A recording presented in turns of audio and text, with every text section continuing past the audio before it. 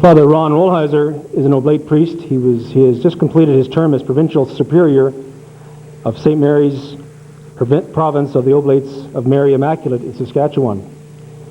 During his tenure in Saskatchewan, Father Rollheiser was on staff with Newman Theological College, Edmonton, where he was a professor and systematic theology and spirituality. Father Rollheiser has recently moved to Toronto. Father Ron holds a BA from the University of Ottawa, a Bachelor of Theology from Newman Theological College in Edmonton, an MA in Theology from the University of San Francisco, an MRSC, as opposed to an MRSA, from the University of Louvain in Belgium, and a PhD, it's an inside joke, Father, and also from the University of Louvain in Belgium. He is a member of the Catholic Theological Society of America, the Canadian Theological Society, the Religious Studies Association of Alberta. It is on the board of Louvain Theological and Pastoral Monographs Association. In addition to being a regular newspaper columnist for papers in Ireland, Scotland, Western Canada, and the U.S., Father Rollheiser has published widely in a variety of journals and has authored 5 books. In 1996, his book, The Shattered Lantern, won the USA Catholic Journalism Award for the best paperback book in the area of spirituality. As well as teaching and administration, Father Ron is involved in giving retreats and workshops in theology and spirituality in Canada, the U.S., and in Europe. He has worked especially with teachers, averaging more than a dozen workshops with them annually. He has taught at Seattle University, the University of San Diego, Fort Wright College in Spokane, the American College in Louvain, Belgium, and All Hallows College in Dublin. In addition to all this, Father Rollheiser has noted in his biography that he's balding, not that I noticed, and that he likes cigars, which I hope he'll refrain from smoking at my reception. Please welcome me in join me in welcoming Father Rollheiser.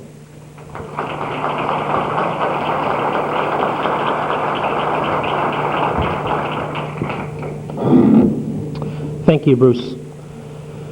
Bruce read off all those credentials. I'm turning 50 this year, so you know it took me 50 years to do all of that. I want to begin in a very Catholic way tonight. Today, as you know or perhaps don't know, is 100 years to the day that Therese of Lisieux died, who is our own great Catholic mystic. So we're meeting today in a very special day. There's celebrations all around the world today for that event. Therese, to my mind, is one of the great mystics who ever walked this planet. She's our own Anne Frank, but she's much more than Anne Frank. If you want wisdom and innocence together in depth, Therese of Lisieux. And so we're meeting on a special night, the night she died, and when she died, she promised that she would grant favors. So maybe we can do some discreet praying during this conference to Therese. So it's a privilege to speak on this evening. I want to begin a little more in a lighthearted vein, and then I'm going to get very serious and then kind of taper off into boredom, probably. But anyway. A couple of years ago, one of our Oblate poets, Remy Fumolo, wrote a book, and this is a little thing called Local Church. I think it also applies to local hospital boards. It says, organizing a local church, no problem. It said, bring in professors from Prince Edward Island, religious brothers from Nova Scotia, priests from New Brunswick, deacons from Newfoundland, religious sisters from Quebec, liturgy teachers from Alberta, catechists from Saskatchewan, gospel singers from Ontario, sacramental ministers from British Columbia, and Catholic youth from Manitoba. But what will all these people do? They'll explain to you how you cannot depend on outside help. You have to rely upon yourselves and build your community in your own way. I want to begin more seriously with, I want to read you 2 quotes. The first one is from Mary Jo Leddy, maybe to set a tone for our times. And she, in a Pentecost homily a few years ago, she wrote this way. She said, we need to be on fire again, for our hope is no longer an easy hope. We live in a culture of despair, and Pentecost can no longer be taken for granted. It's quite a line. We live in a culture of despair, and Pentecost can no longer be taken for granted. And so we must take upon ourselves the burden of the times and refuse to make the Holy Spirit a piece of private property, but a spirit that matters. I think those are apt words to begin with. Pentecost can no longer be taken for granted, and we need to take upon ourselves the burden of the times. I want to read you a second piece, since you're all working in hospital ministry in some way. And hospital ministry, in many ways, is one of the most privileged ministries in the world, and according to the gospel. And it doesn't matter what level you're working at. If you're working as an administrator, you're working as a nurse, a doctor, whatever. Because in working with the sick, you are working with God in a very special way that nobody else here works with. Because in Christianity, and sometimes we've lost that in our culture, we are the only religion in the world that worships the victim, that puts God with the weak and God with the sick. And so just to set a tone for us, this is more poetic, more than practical. Before we begin, I want to read you a little reflection. What is God's power like in the world? How does it feel to feel as God must have felt and must feel in this world? Have you ever been overpowered physically and been helpless in that? Have you ever been hit or slapped by somebody and been powerless to defend yourself or fight back? If this has happened, then you have felt how God has felt in this world. Have you ever dreamed a dream and found that every effort you made to achieve it was hopeless, and that your dream could never be realized? If you have cried tears of shame at your own inadequacy, then you have felt as God feels in this world. If you have ever been sick and there's been no doctor or medicine that can cure you, if you've ever felt the mortality of your own body and been helpless in that weakness, then you have felt how God is in this world.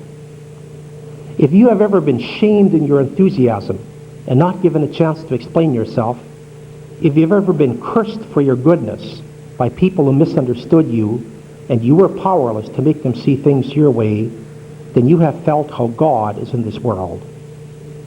If you've ever felt yourself aging and losing both your health and the tautness of a young body and the opportunities that come with that, and been powerless to turn back the clock, if you've ever felt the world slipping away from you as you grow older and more marginalized, then you have felt how God is in this world. If you've ever felt like a minority of one before a group hysteria of a crowd gone mad, if you've ever felt firsthand the sick evil of a gang rape, then you have felt how God is in this world and how Jesus felt on Good Friday.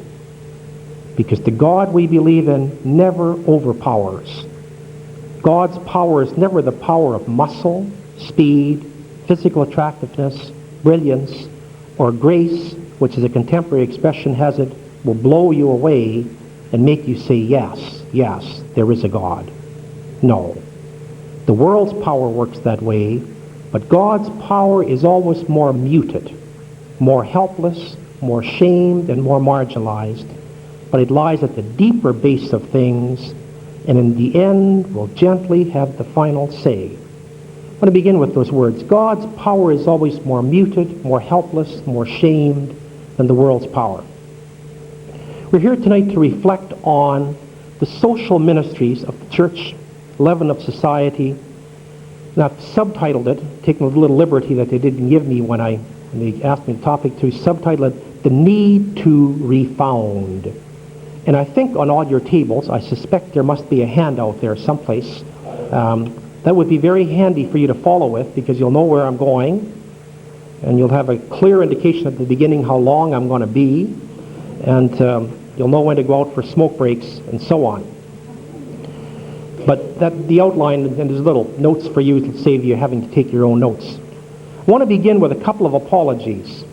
The first apology is simply this, that the topic we're discussing tonight is a difficult topic, and that you're going to be reflecting on this week is difficult. The issues, they're difficult because they're theoretically difficult, but they're also practical at the same time. But they're difficult, more importantly, Because today we are at a crossroads, or at least so says my mind. We are at a crossroads in some of these issues where we're back in pioneer territory. And so many of these issues today, in terms of the identity, Catholic institutions, their future, their role, their particular charism, how it's to be carried into the future, we're in a new situation again. We're in a pioneer situation, and the answers right now, may as well tip my hand, we don't know the answers. I'm not going to give you a lot of answers when I try to give you some directions, but I'm not going to be too apologetic because I'm going to submit that nobody knows the answers right now. And that's not a bad place to be. As Christina Crawford used to say, lost is a place too. You know? And today, and it's not a bad place to be. God is asking us to search, to be on pilgrimage, to wander in the wilderness, and God isn't even asking us to be successful. God is asking us to walk faithfully. And if we walk faithfully, our feet, if our heads won't find a way, our feet will find a way. We are waiting. Today we're looking for a new St. Francis, a new St. Francine, a new somebody who will show us the way. But right now, we don't know the way. And I think sometimes it's good to name that and not pretend that there are slick and clear answers. There's gospel directions, but there's a lot of ambiguity and complexity about this, our specific direction today. This microphone's cutting in and out. It's kind of, I hope you're hearing. Is this clear? Okay. Secondly, one quick word of qualification before I launch into this thing. Tonight I want to talk about our presence at Catholic institutions, but I want to, just to make sure that everybody's clear on this, what I'm talking tonight, and I think you're talking here this week, we're talking about an institutional presence. And sometimes we get this mixed up with a personal presence. See, we are, as administrators of whatever role you're in with Catholic hospitals, we are trying to establish an institutional, communitarian presence, which is very different than just you or I. You might be a great personal Christian witness. I might be a fine priest. I don't know. But this is not so much what we're talking about. Not that that isn't important. We are talking about building something in which the Catholic community is there as a community. Because, as Skillebeck is so fond of saying, what we dream alone remains a dream. What you dream with others can become a reality. And so we're here tonight. This is not about our personal dreams. It's about refounding and refining and refidelitizing our Catholic institutional presence as a community in hospitals and in social work and so on. Now, I want to do 4 brief things tonight. I want to talk a little bit about just the state of the question. Where are we at? But I want to spend the bulk of it saying how we got there, looking at some of the history of where we're at as Catholic institutions in the areas of health care, the areas of welfare, and partly in the area of education, although education is probably not as complex today, although you'd never guessed it in Ontario, but anyway, not as complex in terms of forging an identity as health care and social services and so on. And then I want to map out what I think 10 commandments in terms of walking faithfully to get where God is going to bring us eventually. So, state of the question. I think today there's 2 what I call extreme interpretations out there about, I'm going to be talking tonight about Catholic presence in education, in social work, and in health care. But if you want to just gear it just for health care, it fits, okay? So if you take our presence in Catholic hospitals and other forms of health care, there's 2 extreme interpretations today. One interpretation has it that we don't belong there anymore. We've lost our Catholic identity. We've lost our effectiveness. We're not needed. We should simply shove on and move on to other things. And that the longer we stay there, the more marginalized we'll become, the less effective we'll become, the more diluted we'll become, and the factors that brought us there no longer require us to be there. That's one interpretation. I think it's an excessive and an extreme interpretation. The other one I call the over-optimistic interpretation, and that is that all is well. We need simply to stay the course, and steady as she goes, do a few patch jobs here and there, and we've been through these kinds of waters before. We'll land on our feet, and all's well if we just stay the course. I'm going to suggest that both of those interpretations, one I think is excessively harsh, the other is somewhat naive. I don't think that we need, I don't agree with the extreme interpretation that Catholics have lost their raison d'etre to be in hospitals and welfare and education. We are needed there, as I'm going to say in a few minutes, and we're called there by the gospel. We are always needed there, and we're always, in every age, we're needed as desperately as we're needed in the age before. Maybe not in the same places, but we're needed. And also, I think Catholic institutional presence, by and large there, is still effective. We are an item, as the kids would say, in the area of healthcare, education, and welfare. But conversely, I don't believe that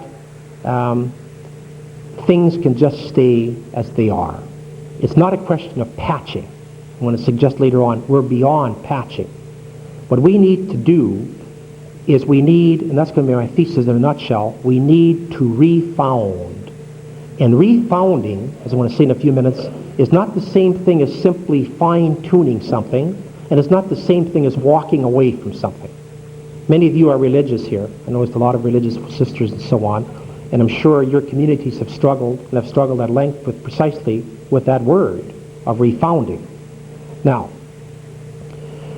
before I talk about refounding and how I suggest we might go about it, or at least some of the directions, I want to talk a little bit about the historical circumstances as they were when we entered into the areas of healthcare, education, and welfare 100 and 200 years ago, and 50 years ago, and 20 years ago, and how these have changed. And because of the time thing, constraints, I can do little more than name them, but it is important to name them. Richard Rohr always says, he says, sometimes things can't be fixed, but they should be named clearly. Okay. Now, when we entered into the, and I use the word we as Catholics, as a Catholic community, when we entered into the areas of healthcare, welfare, and education in this country, our entry in there was colored by some very real historical and sociological factors, and I want to name them. There's just a tiny explanation each. First of all, we entered them when our culture was much less secularized than it is now. That's going to be very significant. So that oftentimes, in fact, early on, when you go back 100 years and 200 years and so on, if you go back in Europe 300 and 400 years, the churches were there long before the government caught on to this. And sometimes today governments have very, very short memories. And long before governments started getting into health care and orphanages and welfare and education, the churches did it all. And slowly, as separation of church and state, and also, as I want to say the second point, moral sensitivity into culture developed, governments slowly began to get into the area and slowly began to replace the churches. But in most of the places where we entered in a culture in which church and state were pretty close together, especially many of us who grew up in immigrant communities in Canada. Secondly, we entered when there was little secular moral sensitivity to the need for universal education, health care, and social services. You know that the moral advance, and I'll speak of that, I'll use those words, our culture has many bad points, and it also has many good points. You know that sometimes our culture is blanketly condemned, or it's blanketly affirmed, and blanket statements are not always the wisest statements. If someone says, you know, are we getting better in our culture? Are we getting worse? Don't answer that question quickly. Take your time with that question and sort out, because always in some areas we are getting better and in some areas we are getting worse. And I'm not talking technologically, I'm talking morally. I look at my grandparents' generation, my parents' generation, and in some moral and faith areas, they had us beat all to hell, or I guess you should say all to heaven in this case. And in other areas, for all their faith and stuff, they didn't have a speed at all. You know, they had an ethos of sacrifice and community, which would put us all to shame. But by and large, cultures were racist, sexist, so on. So we've also made some moral advances. And one of the great moral advances of our century in the Western world is that today there is a strong secular sensitivity, and that's a moral sensitivity, to the universal need for education, healthcare, and social services.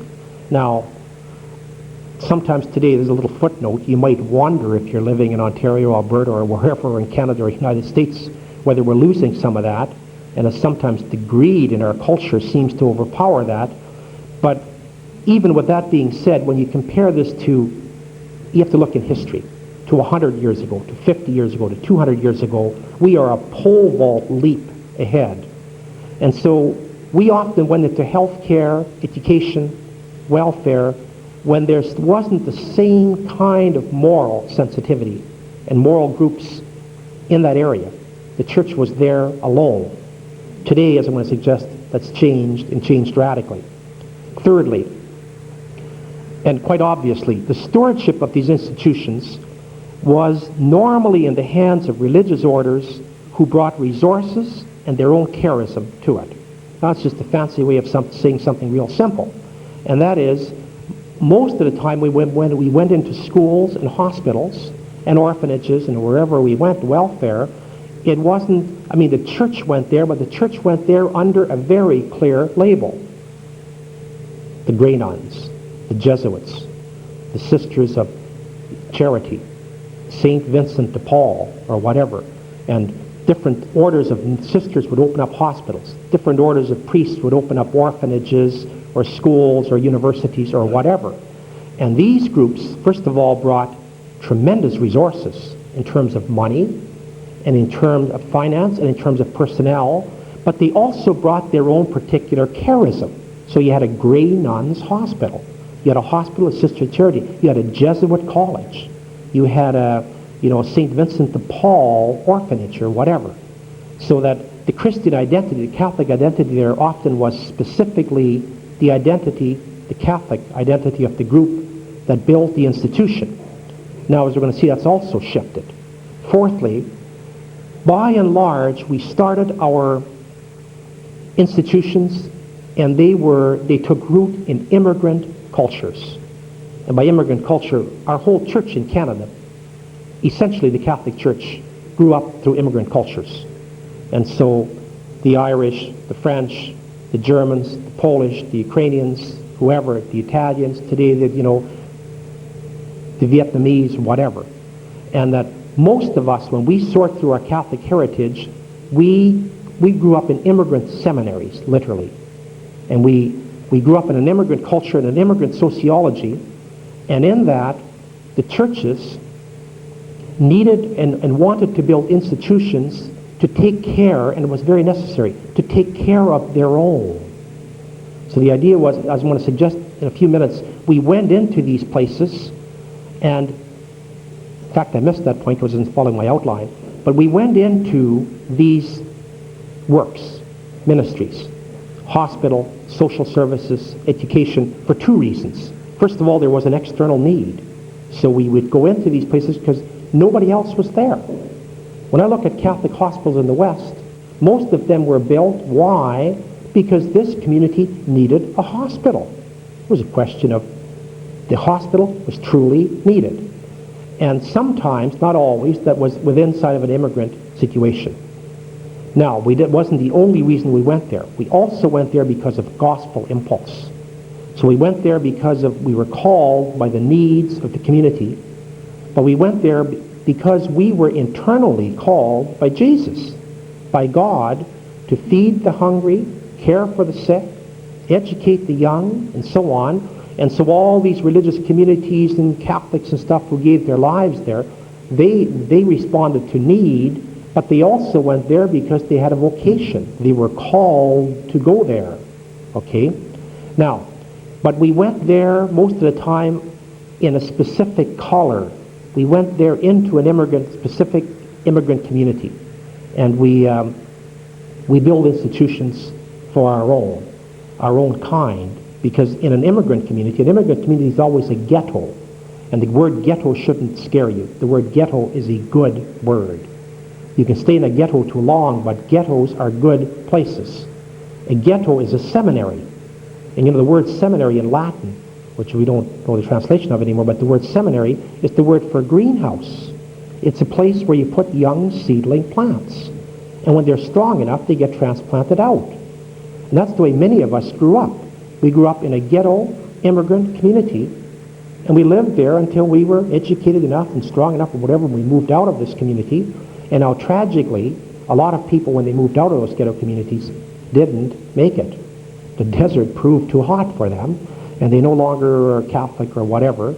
But those of you who survived the transplant have become strong people who are now you're post-immigrant, you're post-ghetto, and so on.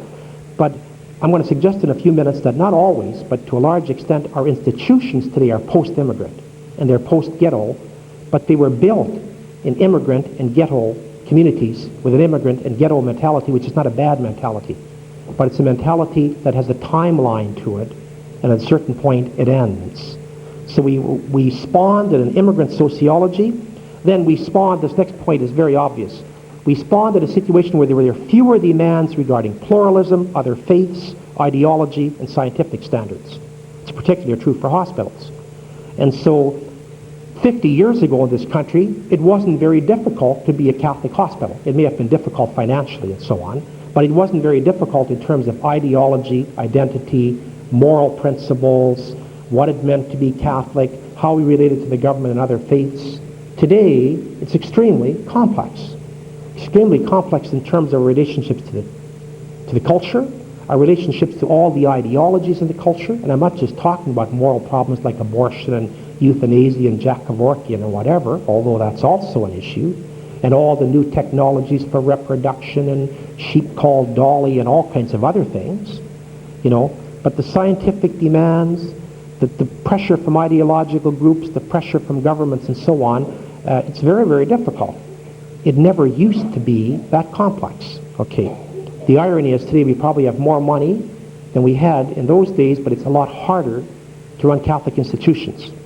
And then the sixth thing, and I want to name this, and I hesitate to put it on there because I can't explain it fully, and yet it's important, that we build our hospitals and schools and orphanages and social services in the context of modernism. And modernism is essentially a rationalism. And even though the church has always reacted against modernism, on the one hand, we've always bought into modernism too. Just give you a little 30-second philosophy lesson here. You can define modernism in one line. Modernism is the belief that reason, rationality, is the ultimate criteria to run the planet on. And we grew up with that. It's the air we breathe. But as you know, today we are moving slowly into a post-modern culture. And that's just a real fancy-sounding word. It's an important word. But postmodernism, you don't have to read a French philosophy book to understand what postmodernism is. Turn on your television set and just watch MTV for 20 minutes and you'll have it. And because what postmodernism is saying, there is more to everything than rationality. So as it pertains to health care and social services and so on, very simply this.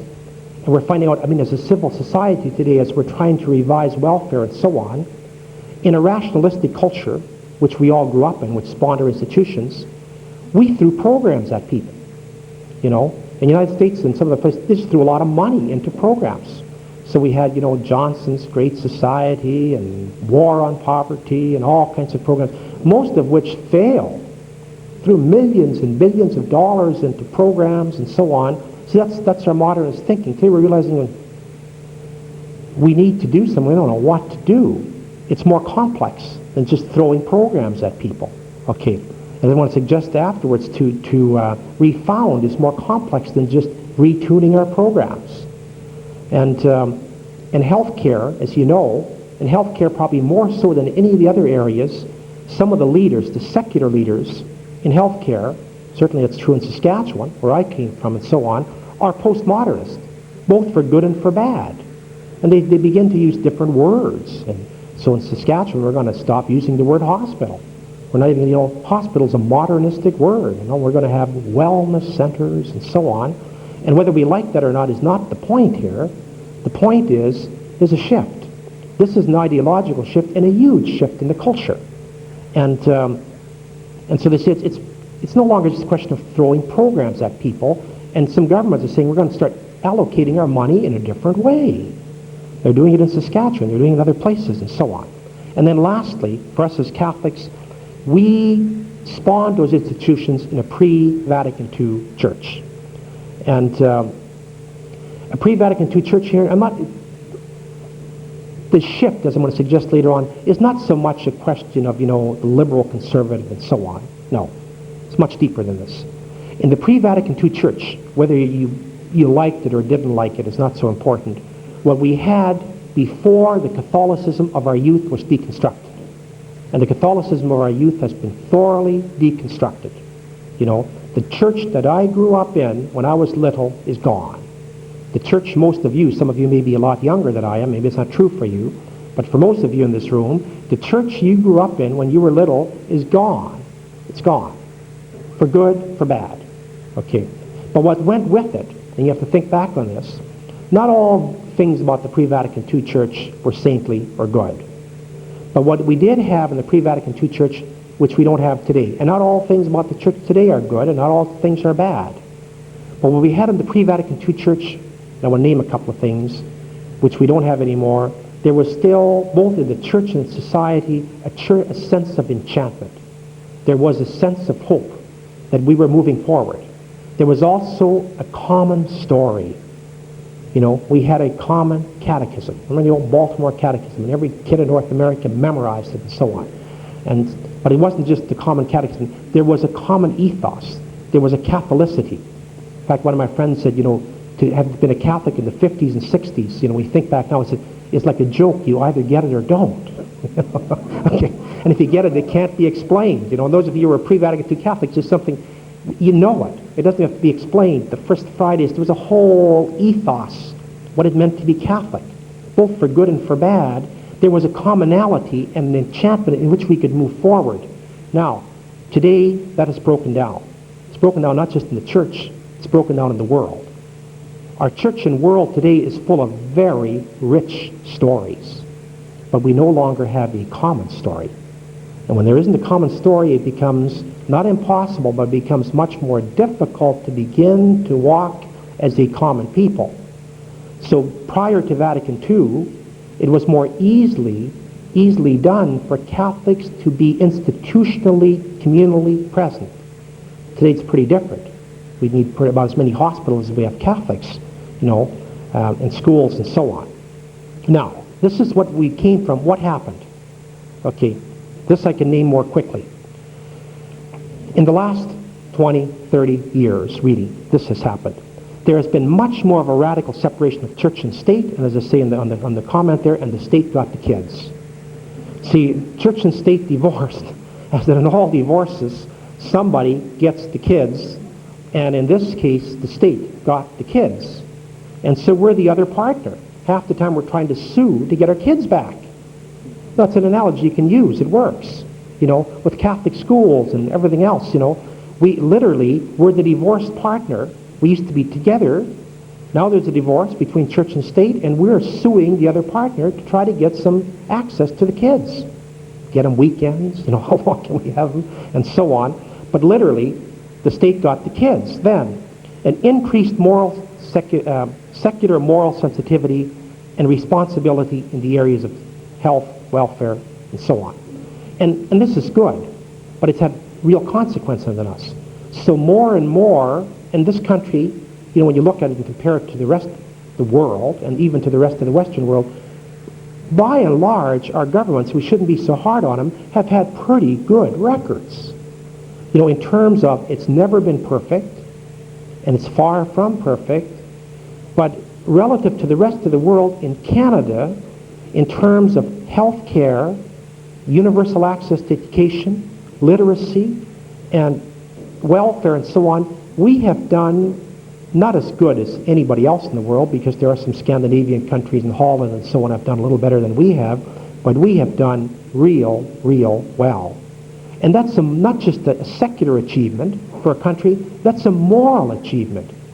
Because our governments for the last some years they've put a moral premium on education and the right of every Canadian to be educated, and the right of every Canadian to have health care, the right of every Canadian to somehow have some net they fall into if they fall through whatever cracks we fall through, and so on. We haven't done it perfectly, but you always need to weigh them and compare them to other places. We've done pretty well. So there's been an increased moral sensitivity, and where we used to carry the moral torch was carried by the churches. Historically, the churches carried the moral torch in the area of education, welfare, health, until about a century or two ago when the government said, thank you very much, we'll take it. And they come up with as much moral fervor as the churches have, and so on. So you have a lot of groups who want the kids here. Then, thirdly, the increasing withdrawal of religious communities, the resources and charism from these areas. So as we know, in the last 30 years, women's communities and men's communities in this country, in the United States, we're all a fraction of what we used to be. Maybe not in terms of charism, but certainly in terms of numbers and so on. And so, just taking my own example, I joined the Oblates in 1965. We were 2,400 Oblates in Canada. We're 2,400 people, and our average age was about 40. Today we're between 1,000 and 900, and our average age is about 60 to 65. Okay.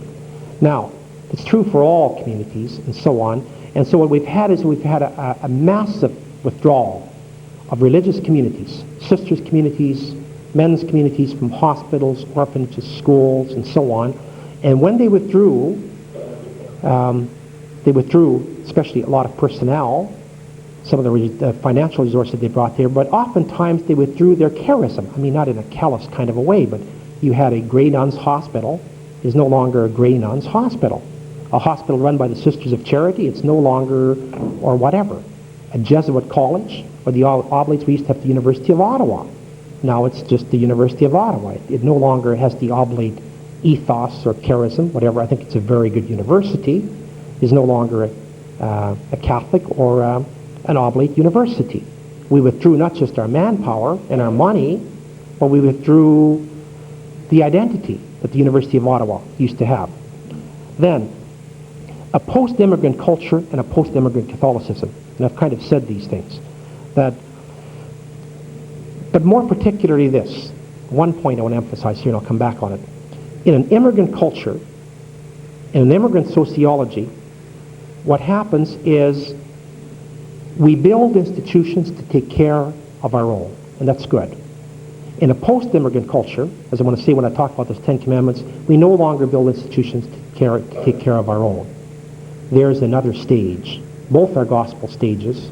Then we build institutions to take care of the world.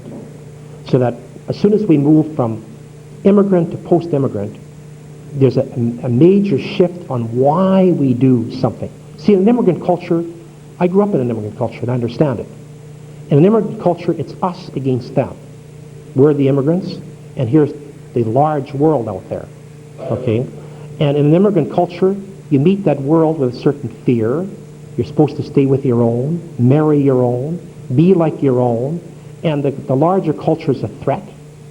But slowly, the larger culture becomes not a threat, but a huge opportunity. And then once it becomes an opportunity, everything shifts, but the theology of our institutions, and I'm going to say in a few minutes, also shifts. Today we're postmodern. As I said, we're beginning to realize it's not a question of just rationally figuring out programs and throwing them at people. We have 50 years of experience saying it doesn't always work. And also there's way more demands regarding pluralism, other faiths, ideology, scientific standards, and so on. And we're in a deconstructed. We don't have the sense of enchantment, the sense of hope, the common story we once had. Now, given all of that, where do we go? Well, we need to refound our institutional presence. And the word refounding is not the same thing as withdrawing. And it's not the same thing as patching. We wanted to put three words up here.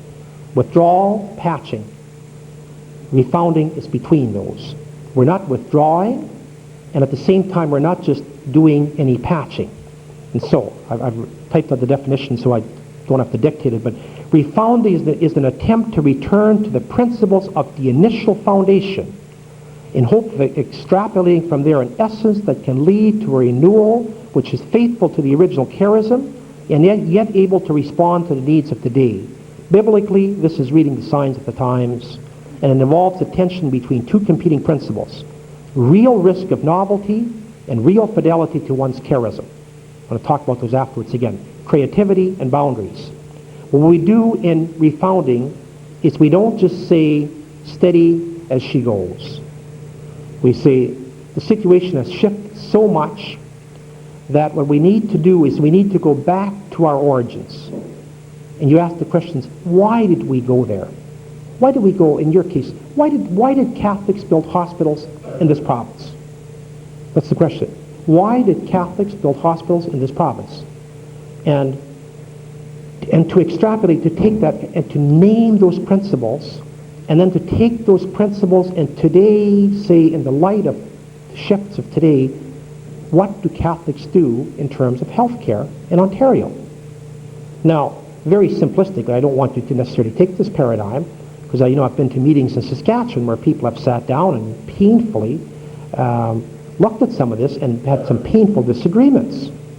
So remember, one of the bishops of Saskatchewan, who I won't name, and hopefully you won't hear this tape, although I think he made an intelligent statement, but I was at a meeting a few years ago when they had the major superiors of Saskatchewan together, and he just stood up and he says, we have no more reason to be in hospitals in this province. He said, that's not where Catholic money and resources should go. He said, the government doesn't need us. We're competing with the government. We're trying to get the same grants, and we're trying to fight in cities and so on. He said, we have our own rationale where we say, well, if we don't have Catholic hospitals, then they'll have abortions in all the hospitals and all that. But he said, we can't win that moral battle. He said, I'm against abortion. But we don't win the battle against abortion by building Catholic hospitals which won't allow abortion, And it's just his opinion. You don't have to agree here. I just want to show you his logic. He said, if we took all the money and resources putting the Catholic hospitals and went again where we were originally, which is where the people who are falling through the cracks are, when they build a hospital in the Losh in Saskatchewan, because there was no other Medicare service up there. So imagine if we just went into the inner cities in Saskatoon, Regina, Battleford, and so on, where all the poor are and the people are dying of AIDS and all that, and we put all our money there, where nobody else is. Wouldn't that be the Catholic thing to do? Now, I'm not saying he's right or wrong, but he's asking the question of refounding. Is that the way you refound? See, it's a different paradigm. See, right now we're thinking of the paradigm of institutional hospitals. Okay, but they were built in that sociology I outlined, in an immigrant, pre-Vatican II, sociology of, where the secular world wasn't picking up its pieces and so on.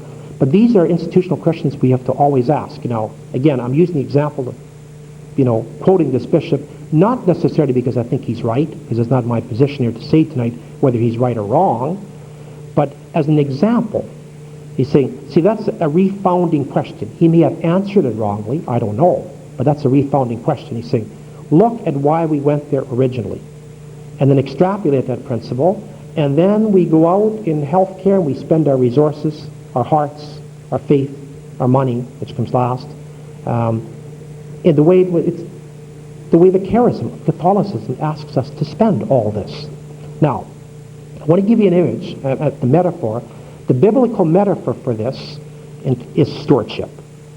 That if you want a metaphor an image to meditate on and pray about as we try to refound Catholic institutions, and especially for those of you who are administrators, and I think that's many of you here, administrators at different levels.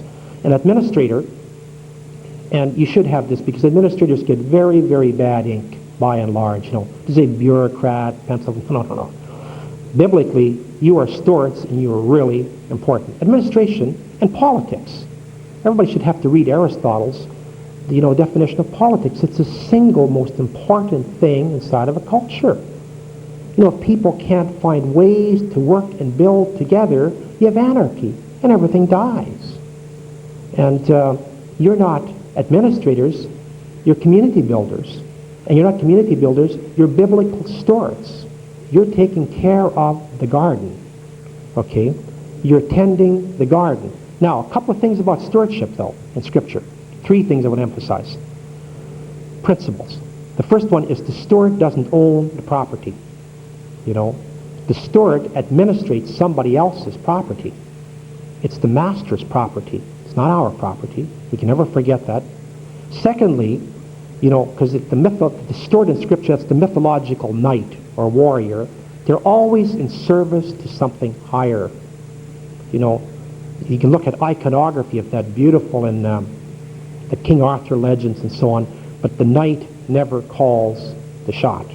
They go and they bend to the queen or they bend to the king and they take their orders from there, and then they're never the hero, the hot dog, or the person on their own agenda. And thirdly, very importantly, the biblical steward, the knight, that's the archetypal. Archetypally, it's expressed as the knight, okay? In the Bible, it's the steward. They are always asked to keep 2 things in a tremendous tension, and that is the need to be creative and yet the need to protect boundaries all at the same time. So that the knight or the steward is never a robot.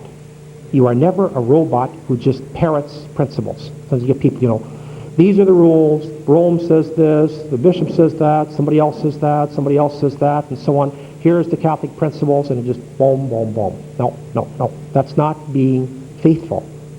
Fidelity, biblically, is never to be a robot. God wanted robots. God would have built robots. In the image and likeness of God, we are asked to touch the divine creativity inside of us. As Teilhard de Chardin says, and be co-creators with God, in terms of God's creativity is inside of you. And that's the parable of talents. You owe it to God to creatively use that talent. Okay? And at the same time, to protect the boundaries, to protect the ethos. It's not ours. So when I said, like, the steward doesn't own the property, in our case, you don't own the hospitals, the administrator, the healthcare centers, and so on, but you don't own the ethos either. So that's the difference between the individual and the community. You know, if your name is Jack or Jane, you know, Jack or Jane is not, your private opinion of something is important and it's valuable, but when you're there, you don't own the Catholic ethos. You know, simply put, as you know, I'm a Catholic priest. I may not go up on a certain Sunday, even though a lot of Sundays I'd like to, and change the gospel or change the Mass. You know, although some Sundays I'd like to, because it's not my Mass. It's not my gospel. And yet I shouldn't go up there as a parrot or as a robot. I have to try to be creative, but at the same time, I have to be very clear, this is not my property. And it's not just my church building, it's not my creed, it's not my faith, it's not my ethos. I need to protect that, even at times if I don't agree with it or whatever, I need to protect that for the community's sake because it's not mine. Okay, now, with all of this in mind, I want to give you 10 quick principles, and we have 10 minutes, and you're going to get 10 principles, 10 minutes, in terms of, you know, the road we walk into. As I said at the beginning, we don't know answers today. If I would come up here tonight and I'd try to give you some clear answers, shoot me. Don't let me get to the door. Okay. Because I should be sued then for malpractice. Because there are no clear answers. We're like the pioneers. Every age is pioneering. You know, when my grandparents came out to West Central Saskatchewan in 1908, you know, they had to learn the way of the land, and it took a while to feel their way into it. That's where we are here today. You know, we're back on pioneer territory.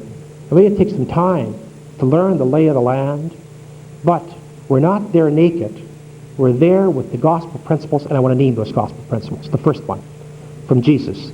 Jesus says, my flesh is food for the life of the world, and I've added on, rather than the survival of our own institutions. Very important. You know, Jesus says this often, and sometimes that's lost. It sounds so obvious we miss what he's saying. Jesus said, my flesh is food for the life of the world. Now notice what he doesn't say. He doesn't say my flesh is food for the life of the church or the discipleship. Christ came here to save the planet, not to save Christians. In 1983, there was a Synod of Bishops in Rome, and Cardinal Basil Hume from London, who I think is a very astute church person, very astute man, period, gave a talk, and he was asked to say, they asked him, what are the 5 major priorities facing the church? It's interesting, in all 5 cases, he never named anything inside of the church. He said the first priority for the church is the survival of our planet. See, the church exists for the world, not the other way around.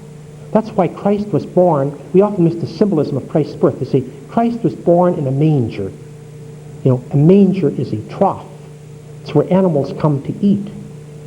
And see, the church and our institutions always have to be a trough, but where the world comes to eat.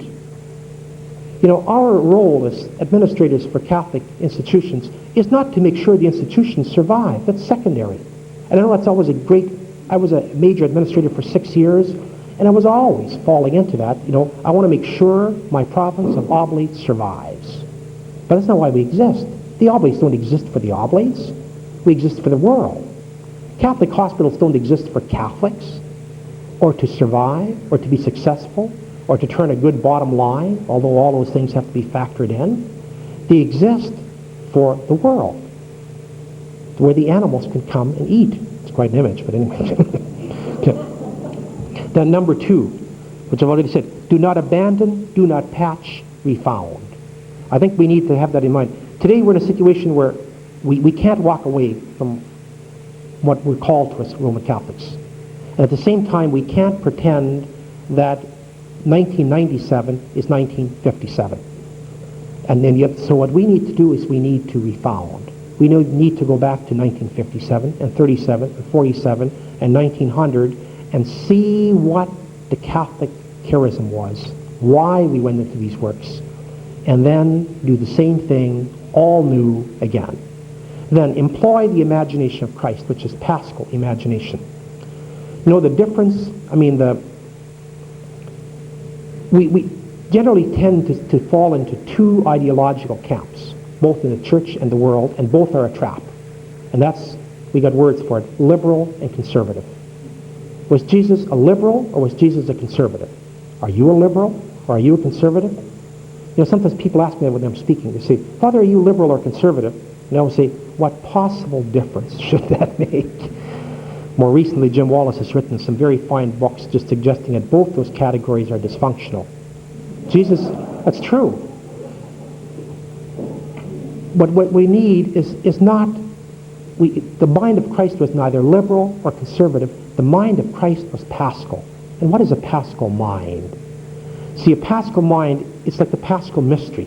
If you take the 5 moments of Christ's Paschal mystery, and never room to type them there, you know, death, loss of life, then resurrection, reception, not of his old life, reception of new life, then grieving before the ascension, then the ascension, letting the old reverently go up and bless you, but letting it go, and then receiving the new spirit for the new life you're already living.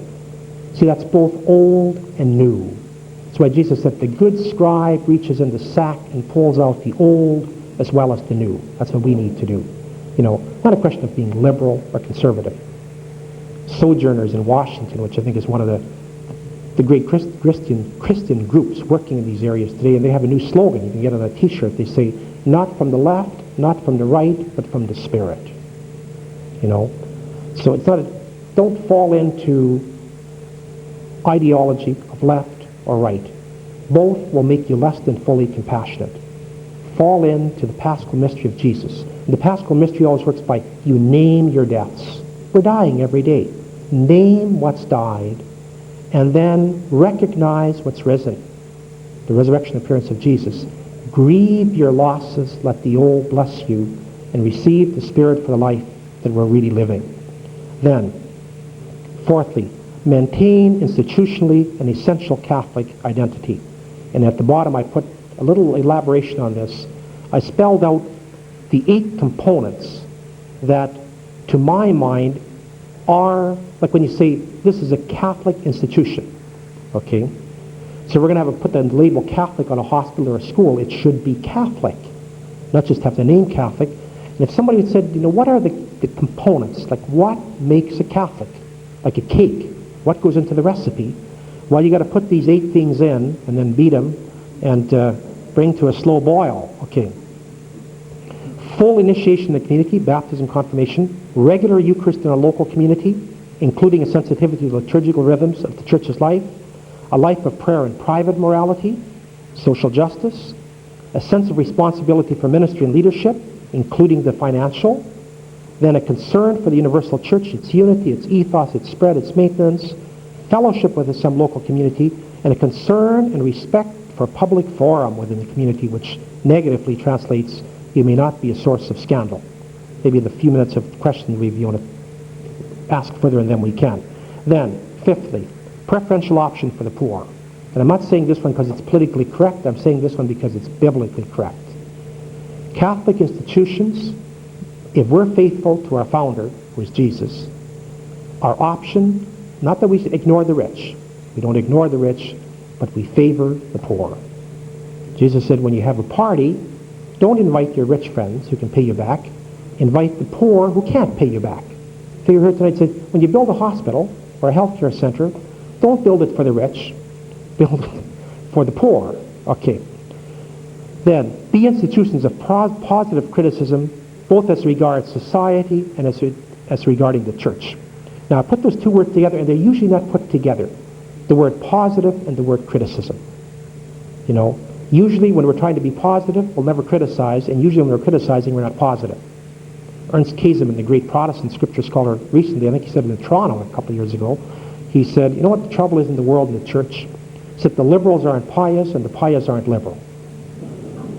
And think what a great church and world we'd have if pious people were liberal and liberals were pious. God be great. Because then we'd have positive, loving criticism. You know? And when we're pious, we refuse to criticize, and we become a robot. When we're liberal, too often we refuse to be positive, and everything's wrong. It's like our country, you know. Remember Joe Clark's remark the night when Charlottetown went down to defeat?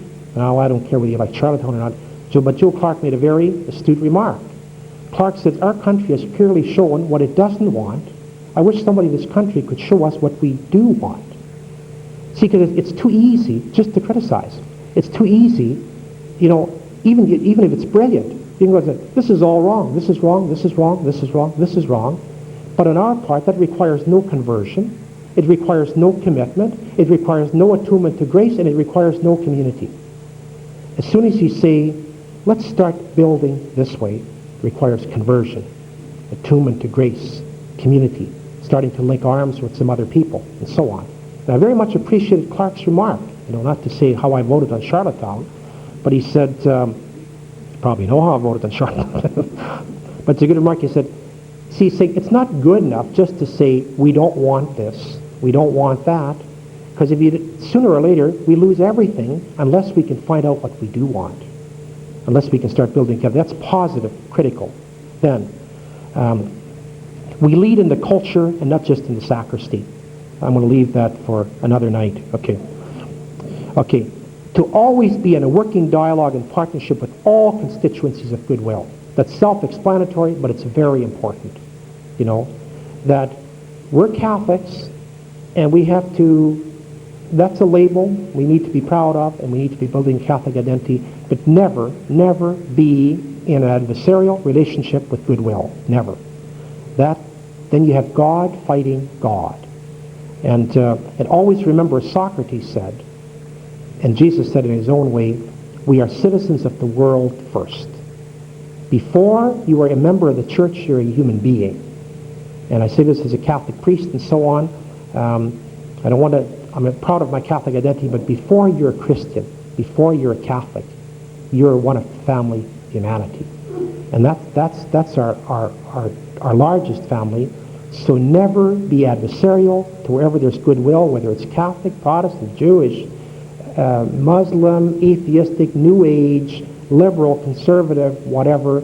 Don't be at odds with goodwill, especially institutionally. Personally, well, okay, something else, okay. Then recognize and accept the different models within which we are simultaneously working. I didn't get a chance to talk about that very, very quickly. You know, So often you hear a person say, well, what the church needs is this, and what society needs is that, and we shouldn't be doing this anymore. And oftentimes, that's right. It's right for this group at this place, but it's not right for the next parish and the next group. So I talked about being post-immigrant, but that's only true for some Canadians. Some Canadians are still immigrant, And so an example, to pick on us who are in this room, most of us in this room are the post-Vatican II generation. And we have this whole obsession, or should I say neurosis, with Vatican II, and we think we know what we want, but you know something? Most of the time our kids don't want that at all. Our kids can't spell the word Vatican II, and they don't care, and that is to their credit.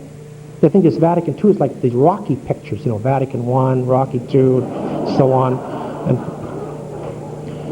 too often we are trying to give our kids what we think, we're trying to give our kids what we need.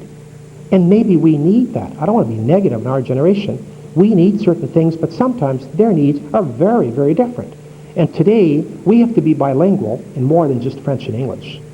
We got to be bilingual in terms of liberal, conservative, immigrant, post-immigrant, and we have to be able to work all these models simultaneously. A lot of times it's not that one is right and one is wrong. Maybe one is needed in suburban Toronto and an entirely different model is needed in downtown Toronto. I was just recently asked to be on a radio program about, which is quite a controversy you're all familiar with this Promise Keepers. And it's interesting if you've ever been to these meetings. And, for people who are going to liberal theology schools and to liberal universities, it doesn't make any sense at all. And there's a lot of, patriarchy inside of there and so on. If you're living in some ghetto in inner city, Seattle, it can make a lot of sense. You want to watch the movie Malcolm X sometime and listen to why he became a Muslim, even though he had a deep affinity for Christ. He said, what the ghettos need right now, he said, I believe in Jesus, but they need the discipline of Muhammad for a while. Later on, they can turn to Christ. Whether he's right or wrong is not the point, but notice what he's saying. He's saying you can't just think of what we need or what's right inside of, a liberal white community or whatever. We need models for what's right in, I don't know, Toronto, but if we're in Edmonton or something, what's right in St. Albert is not necessarily right on 97th Street. You might need a very, very different model of health, of education, of religion, of everything. And we have to be careful not to canonize our model and make it normative, and to not drop it either. Bilingual, trilingual, quadrilingual. Since we have so much trouble in Canada learning other languages, maybe we can learn other languages in this sense. And lastly, but not least, to work within a living context of faith, living hope, and living prayer. If we try to do this alone, we're going no place. Hope and faith are not based on our own power, our own genius. They're based on the power of the resurrection inside that Christ brought into the world. We can't do this on our own. We're going to bungle it. We're going to botch it. We're going to fall into every kind of ideological and practical trap there is. God can do this for us, through us. But if we stop praying, I began with a very pious remark. I want to end with a very pious remark. I began by saying tonight is the anniversary of the death of Teresa of Lisieux. It's one of the great mystics this world has ever produced. She knew what prayer was all about. I'll end with that too. We need to pray. And we need to know that the power that can transform this world has to come from outside of us. It has to work through us, but it's got to come from outside of us. Thank you very much. Okay. You want to take some questions for 10 minutes? Okay. I have been assured that you all want to be drinking and or watching baseball by 9 o'clock, but we have about 7.5 minutes left if anybody wants to make comments or ask questions and so on.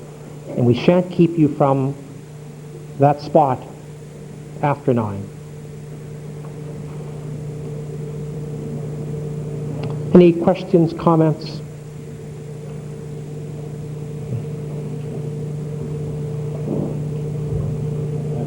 Okay. Go ahead.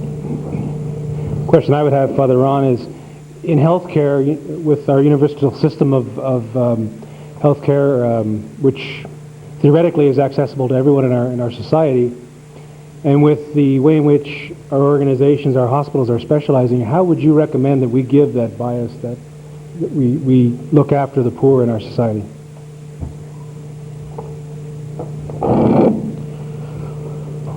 Again, that was a question I didn't want to answer. No, and okay, I guess I'll answer it by saying, giving you all kinds of reasons why I can't answer the question from this platform. It's a very good question. In fact, it's the important, practical question. But it's a question that I think that that's one of the questions we don't know the answer to right now. I think we all have some pieces, but I think it's one of those questions where we're going to have to maybe let our feet lead us into something we can't think out with our heads right now. You know, when you look at the literature of refounding, you know, because in history, in the church, both in secular history, but especially in church history, you have clear indications of where there's been pivotal moments where, you know, society talks about switching paradigms. You know, many of you have probably read Thomas King's famous book there, you know, paradigms and paradigm shifts in the culture and so on. Now, for a new paradigm, for instance, you saw that at the time of St. Francis. The time of St. Francis, religious life had kind of reached a point where it wasn't going anyplace anymore. It had had a rich history, and it wasn't that it was wrong, it was just and they didn't know what to do anymore. And they did like we did today. They strategized and so on. And one day, a young man in Italy took off all his clothes and walked stark naked out of town and started with his own hands rebuilding a church. And everybody thought he was nuts. 700 years later, we know he wasn't crazy at all. And very soon afterwards, a whole bunch of people walked out of town and began to follow him. And he was a wild flower, just came out of no place. And once people saw and understood what he was doing, they said, this is what we've been searching for. And religious life then took on a new form. Dominic did much the same thing. And we were good for another 700 years. And now we're going to need somebody else. We're going to need some wild man or a wild woman. I don't know if they're going to take off their clothes or whatever they're going to do in a mall and walk out of town. See, and part of the difficulty is that think tanks, which we're doing here today, visioning tanks and so on, they're important, and maybe we'll find the way through them. Historically, the irony is oftentimes it hasn't come like that. It's come through either a wild man or a wild woman. I use wild in that sense like a wild flower, you know, who just came out of no place and see, because once the answer's there, we'll recognize it. You know, it's like I don't have a great artistic sense. I can't redecorate a room, but if I walk in a good one, I'll know it. I'll say, this is good. Okay.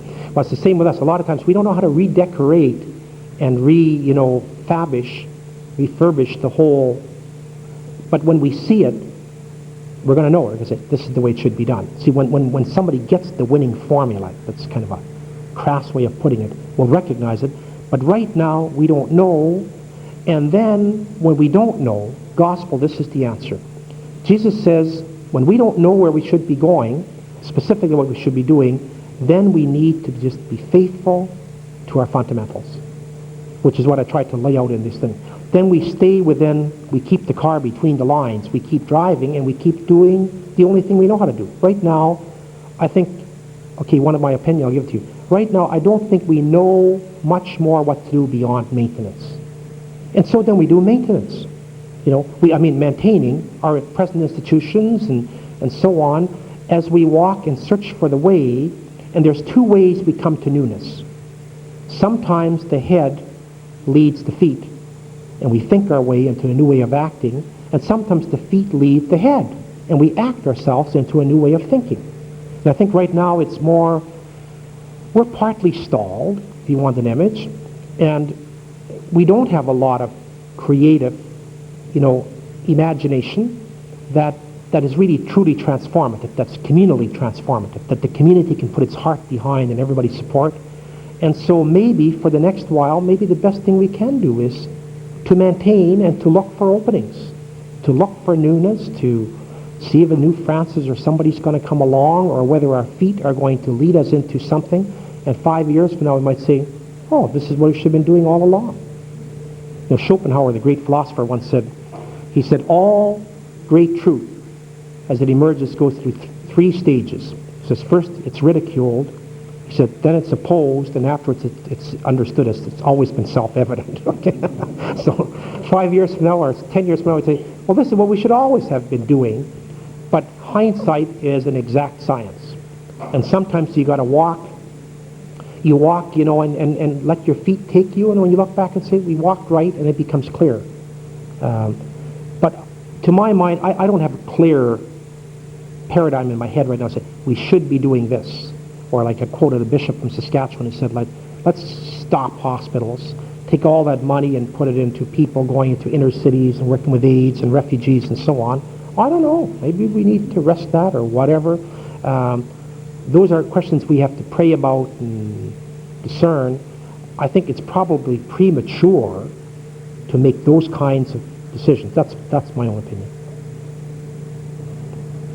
Somebody may have one last question here still, if indeed somebody wants a last question. Okay, thank you very much.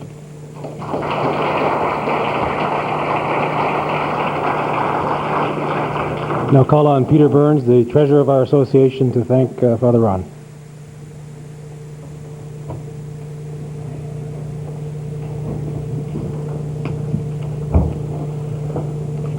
Well, Father Ron, you've given us a huge amount of material to think about. And until you got into the discussion at the end about not knowing what the new paradigm was, I had a way of thanking you that I thought would be appropriate, and maybe it won't be, but I'm going to use it anyway.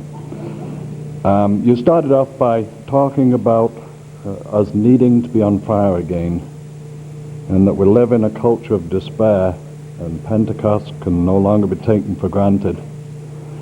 And you ended by talking about us depending on hope and prayer. And in between there, you gave us, I think, some answers, although you claimed not to have the answers.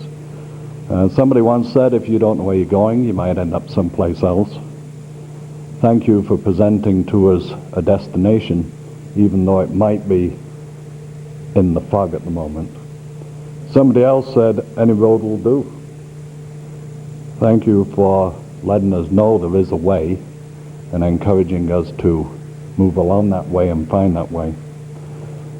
And this is one of mine. If you don't know where you are, you'll never get to where you're going.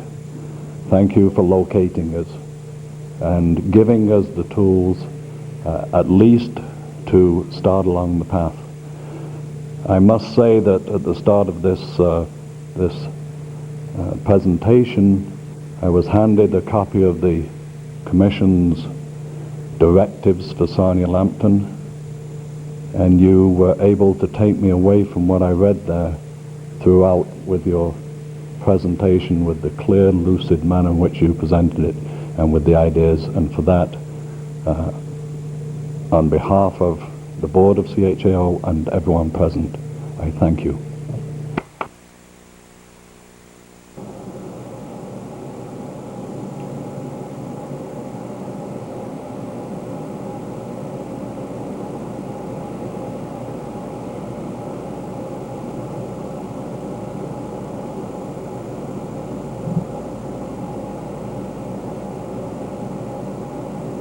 The title of this session this morning is The Mission Imperative, Our Foundation and Market Advantage.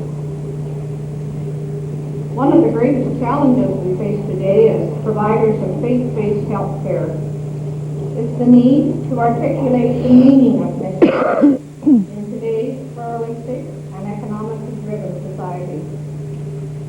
Last evening, Father Rolheiser gave us an historical perspective of the evolution of the Church's social ministry, and presented the case that the healthcare ministry is even more relevant today than in previous generations.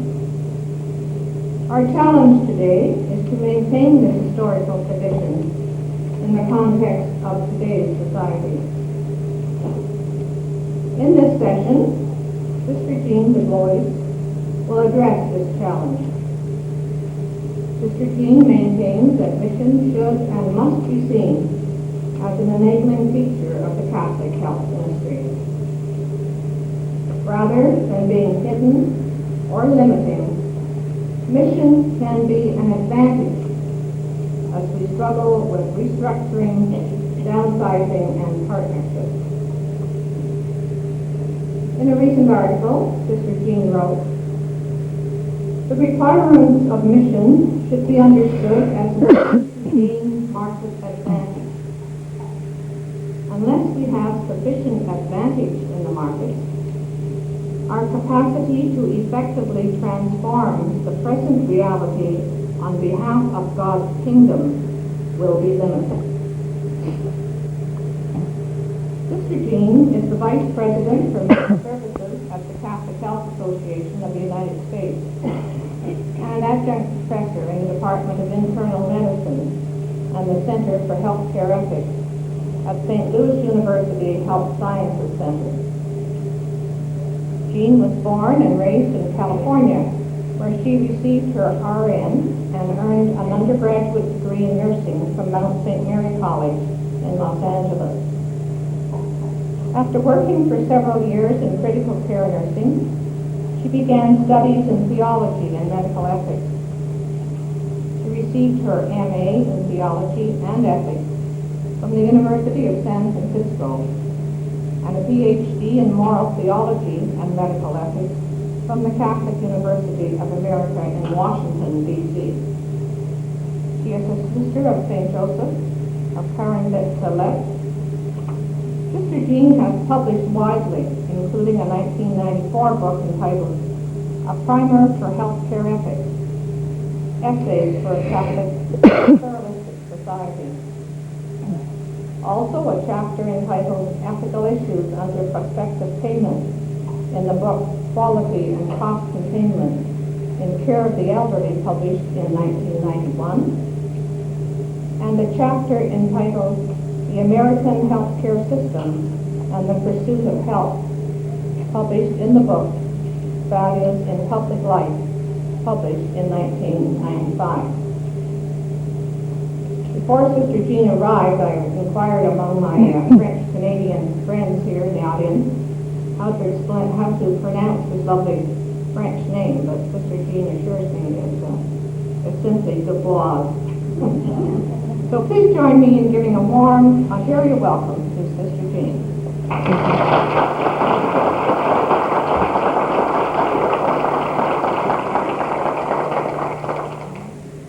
Good morning. You're going to think that I have all kinds of slides. I don't. I just have to move when I talk, because a moving target is harder to hit, I think. It's really Du Bois, and I apologize to the French Canadians among you who are Irish. Something happened in the 8th century, apparently, that gave rise to our family. And I don't think I have any other than Irish traits in my genetic background, so that might become apparent as we move through this morning. Hopefully not. It's a real honor for me to be here. It's the first time I've been to Toronto. I wish I had some time here, because what I saw of it last night as I was listening to the cab driver complain about the government's doing everything, I saw a little bit of this beautiful city, but I have to leave today, this afternoon, so I won't get to see it. It's always an honor for me to be asked to discuss with people who are responsible for Catholic Health Ministry what I consider to be the foundational realities that all of us should be very, very conversant with, and that is this notion of mission, how it grounds who we are, how it calls who we are as a ministry into being, and how it compels us to do everything necessary to sustain us as we move through the very challenging and often chaotic times that we find ourselves in today. Since we're going to be talking about mission, let me just ask you a question, if I might. Take about 30 seconds. Now, I know your board members and your sponsors and your CEOs and your etc., mission leaders. Can you just say for me in 1 or 2 sentences, no more, a couple of you, what your mission is? 30 seconds. Think about that. How would I express the mission of Catholic Health Ministry, whether it's of St. Cunegunda's in wherever it is, or the ministry in general? 2 sentences or less. And if I get no volunteers, I act like Uncle Sam. I recruit.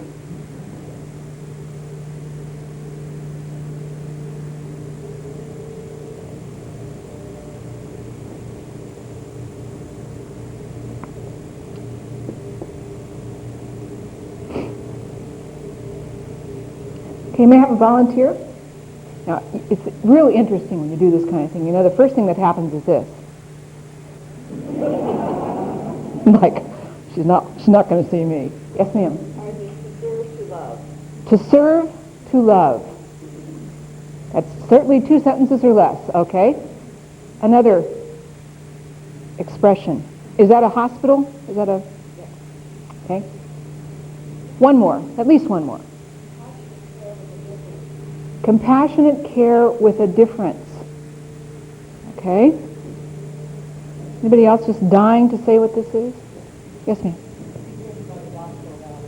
To be driven by the gospel values. And in your mission statement, do you spell out what those values are? You do, okay. Anybody else? Yes, sir. Caring people, caring people, helping people, okay. And I saw one more.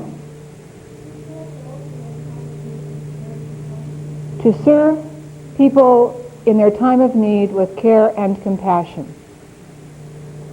Okay. Those 5 or 6 statements express a commitment, I would suggest, of a particular organization to a particular community, coming out of a particular, probably congregational or diocesan history, at a particular period in time. But there is another mission, and those are all very appropriate, and they're stated very beautifully in a compelling way. But there is another mission which gives rise to each of those unique expressions. It is that mission that I want to reflect on for a little while with you before we move on. It is this thing that in the title of my presentation is what we would call the imperative, which calls forth every unique expression of an identified, historically contextualized mission. And that mission, of course, is the mission of Jesus in the world. As we all know, Jesus came because he was sent. He was sent into the world by a loving and gracious God who looked at creation and saw that it was not as God had intended it to be. It lacked wholeness. It lacked a true kind of health that in the intention of the Creator was supposed to be there. But for a variety of reasons, not the least of which was human sinfulness, that health had been somehow fractured. That wholeness was no longer intact. And a loving and gracious Creator God sought to restore that wholeness to creation, and to all of creation, not just to the human piece of creation. And so sent Jesus into the world as an expression of God's own healing presence. The kind of healing that we do is always partial, no matter how much we strive to make it otherwise.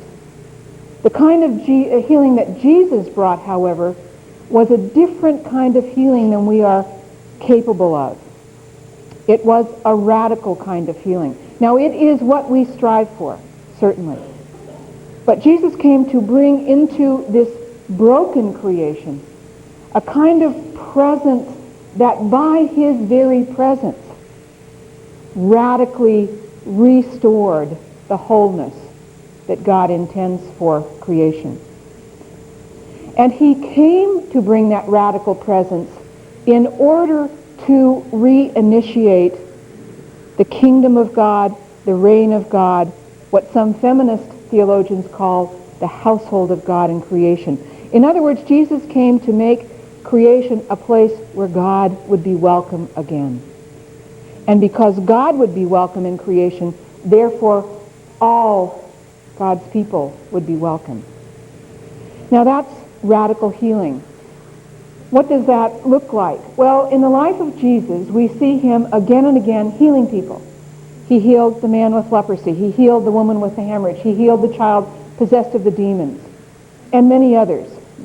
Let me just use the story of the man with leprosy. We see Jesus in the market square of a small town, and he's talking with other young Jewish males, not about golf, but I'm sure about something equally stimulating. I mean, isn't that what men gather and talk about today? It drives me wacky. But anyway, this man, covered with the sores of leprosy, approaches Jesus and this crowd. And he comes right up to Jesus and he says to him, "Sir, if you want to heal me, you can." And Jesus' immediate response, no hesitation, is, "Well, of course I want to heal you." He reaches out, puts his hand on the man's shoulder and says, "Be healed." And what happens? The leprosy goes away. Now, if any of you, I don't know what it's like going to the doctor in Canada, but I can tell you, you'd have to get a referral slip, first of all, to see the specialist before you could get your leprosy looked at in the States. And it probably would take you a couple of weeks, even if it was bad. So we look at this kind of healing interaction, and you say, wow, that's pretty dramatic. That's radical healing. I mean, it's just on the spot. But that's not the half of it. Because the reality of leprosy in Jesus' day was that the person who was afflicted with this disease was looked at by the righteous community as somehow less than righteous. So people looked at the leper in Jesus' day much like people looked at the Ryan Whites about 10 years ago, the young man with AIDS, and they said, "You've got this disease because you're bad. You've got this disease because your parents were sinners." In the United States, they say, "You've got this disease because you're a Republican or a Democrat," whatever. And this disease is so bad that you have no place in the community any longer. Get out. The righteous Jew in Jesus' day was supposed to turn on his heel and walk away from the person with leprosy because there was concern that the lack of righteousness was contagious. That if I, a righteous person, a member of this community of righteous people, had any contact whatsoever with this person covered with these sores, somehow I would be sullied and I would no longer be welcome in the community. Jesus turns all of that thinking on its head, and he reaches out and physically contacts this person that he isn't even supposed to be talking to. And he heals him. Now the radical thing that happened here concerns what happened to the man, but it also concerns the message that Jesus directs to the community of righteous people who use religious law or political clout or legal structures to keep this person from their midst. And he says to all those who are biased against the leper, this is the person who is most welcome in the kingdom of God. This is the person who, when the king gathers the flock at the end of time, will be seated right next to God. And if you want to be among those who are reconstituted at the end of time into that kingdom, you better well get a handle on this and welcome this person back in the community. That's the kind of radical healing that Jesus came to bring. He did it again and again when he sat down with tax collectors and sinners and prostitutes, etc. He said through his actions of healing and through his teaching and preaching and his condemnation of the structures of his day, be they political, social, economic, legal, or religious. Anything that divides the human family is not consistent with God's intentions for creation. That is the kind of mission that we are called to in this ministry as well. Yes, we're called to heal with care and compassion. Yes, we are called to bring quality and excellence to the delivery of healthcare services. But we are also called, and we're called more fundamentally, to turn the power and the compassion and the wisdom, etc., of the ministry that we represent to all those social, political, economic, religious other kinds of structures that divide the human community and make it a place still where God is not yet as welcome as God wants our creation to be. In other words, the mission of Jesus was a mission of transformation. Now, 5 or 6 people expressed specific ways of embodying that mission, given local custom, given the congregation's history and charism that founded that specific piece of the ministry, given a whole bunch of things. The reality is that the mission to care with compassion in some city in Canada, I can't name very many, so I'll just say Baltimore. The mission of that organization could go out of existence tomorrow because of changing demographics, because they go bankrupt, because they're bought out, because they're no longer a need for that organization. But the fundamental, the ontological mission, if you will always compel people of faith, people of goodwill, not necessarily of the same faith, but people of goodwill, to be about radical healing in the world, to be about this process of transforming the present reality on behalf of the kingdom of God, the reign of God, on behalf of the values of the gospel.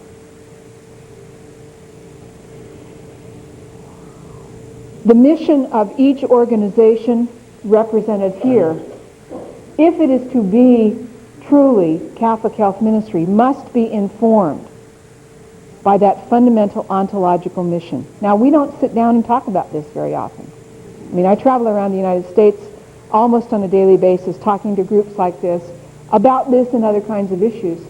And what I hear again and again and again is, oh yes, that's very important, but we never have this conversation. We never talk about this. We're too busy in our marketplace trying to survive. But if we don't understand why we are compelled to survive and why we must survive, then the survival strategies become somewhat irrelevant and somewhat meaningless. I don't know what the case is in terms of healthcare here too much, but I know in the States we've got a heck of a lot more healthcare organizations than we need. A heck of a lot more. And I know you're downsizing your system. We're downsizing our system as well. What we're struggling with as a national association is how to help our members get a hold of this fundamental, ontological, life-giving, meaning-giving meaning of mission, so that when we do survive, after the downsizing and the right-sizing and the partnerships and all the rest, when we do survive, we still have a clear sense of what it is we are about, and that is the transformation of the present reality on behalf of God's purposes in the world. Now, the nature of this fundamental mission, this ontological mission, if you will, requires at least 4 things of us in Catholic healthcare. The first thing that it requires of us is that we reach out broadly to embrace all people, not just all people that we seek to serve, but all people, period. Because one of the fundamental problems with our world, whether that world finds itself in Canada or the United States or Great Britain or anyplace else, is the fact that we are a divided community. We are a broken family. And the bonds of community and of family and of God's household need to be restored. That requires a reaching out, a stretching, often beyond the limits that we have been used to. It's certainly the case in the United States, where we are being asked to reach out to partner with people that we had never thought of partnering with before, even though those partners might be other Catholic organizations, by the way. It's not just other than Catholic that we're having trouble reaching out to. So the first thing that this mission requires of us is that we reach out to all persons in need, regardless of who they are, their condition, their social, political, economic point on a continuum, so that we can show clearly the expansive nature of God's kingdom, God's reign. The second thing that this understanding of mission requires of us is that we be immersed in the world, immersed, embedded in the cultures of which we are a part. In the United States, and I don't know if this is true here, but Catholic healthcare existed for a very long time on a parallel track to everybody else. I used to talk about the lighthouse versus the Levin model. Catholic healthcare in the States, and perhaps this is true here at some time in your past, used to be a lighthouse. We sat on the point with our light shining, warning ships not to run aground. But if the ship ran aground, it really didn't make any difference to us because we were over here and everybody else was over here. They tore up the track in the States. I don't know if that's happened here. And so we are no longer lighthouses because we're clearly in the mix.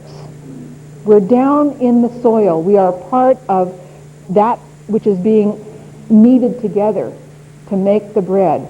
And we must understand ourselves more as leaven.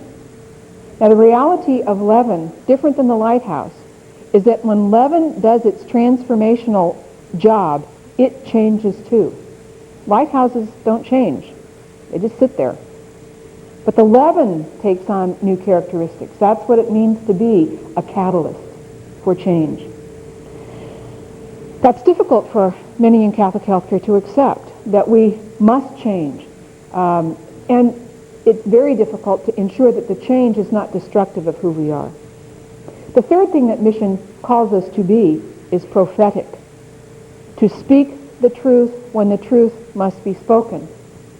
That's difficult because it opens us up to all kinds of problems. If we want to, for example, speak on behalf of the poor in our societies and stand in solidarity with the poor in our societies, we have to be very, very certain that we can do that with integrity. One of the things I was talking to Sister before, one of the things that many in Catholic healthcare in the States are concerned about is that as we get bigger and bigger and bigger, we look more and more like the Columbias and the Tennants.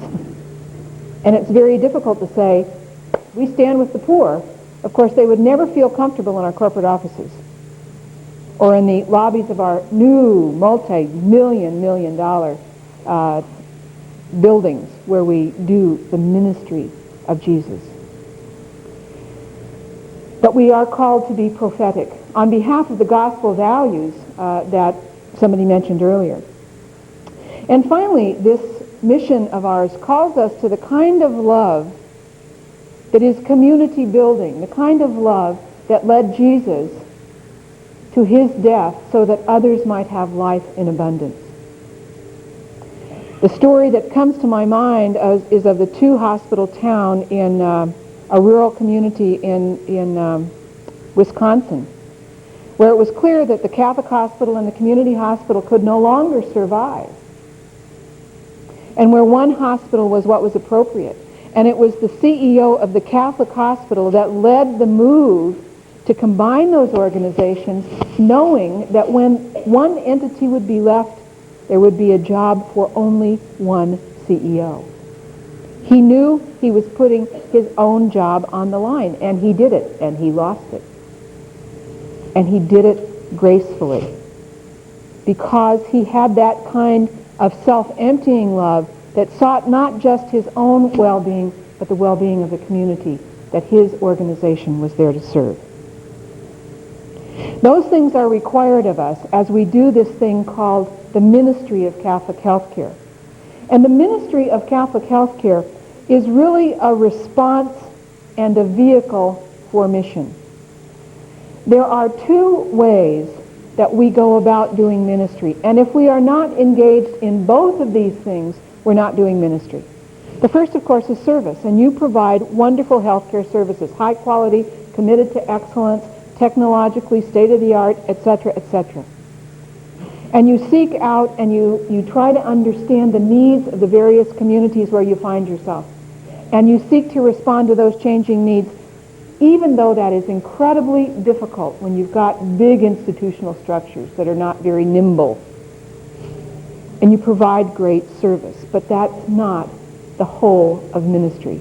Because for something to be ministry ministry of the church, being a radical healing presence means that we also must provide witness. Jesus spent an incredible amount of his time not just taking care of people, but trying to help his followers understand that the way they worked together, the way they created community together, the way they interacted one with another, was supposed to mirror the reality of the kingdom, the reign of God that they were seeking to create in the world. He was always chastising them. Don't try to sit at the head of the table. Go to the foot of the table. Be servants one to another. Be meek and humble. Seek perfection, etc., etc. He wasn't just trying to give them a good game plan. He was trying to help them understand what it was they were there to try and bring about in the world. Ministry is about both service and witness. This community of co-ministers gathered together must be about not just making sure that the services you provide are terrific services, but that the way you interact one with another, even in this big group of people who are Catholic Health Ministry in Ontario, that you are the community that looks like the reign of God, that you are the community where any person feels welcome, that you are the community where the poor and the disenfranchised and the minority, etc., can walk in and sit down and feel at home because you mirror the reign of God that you seek to promote through the ministries that you do.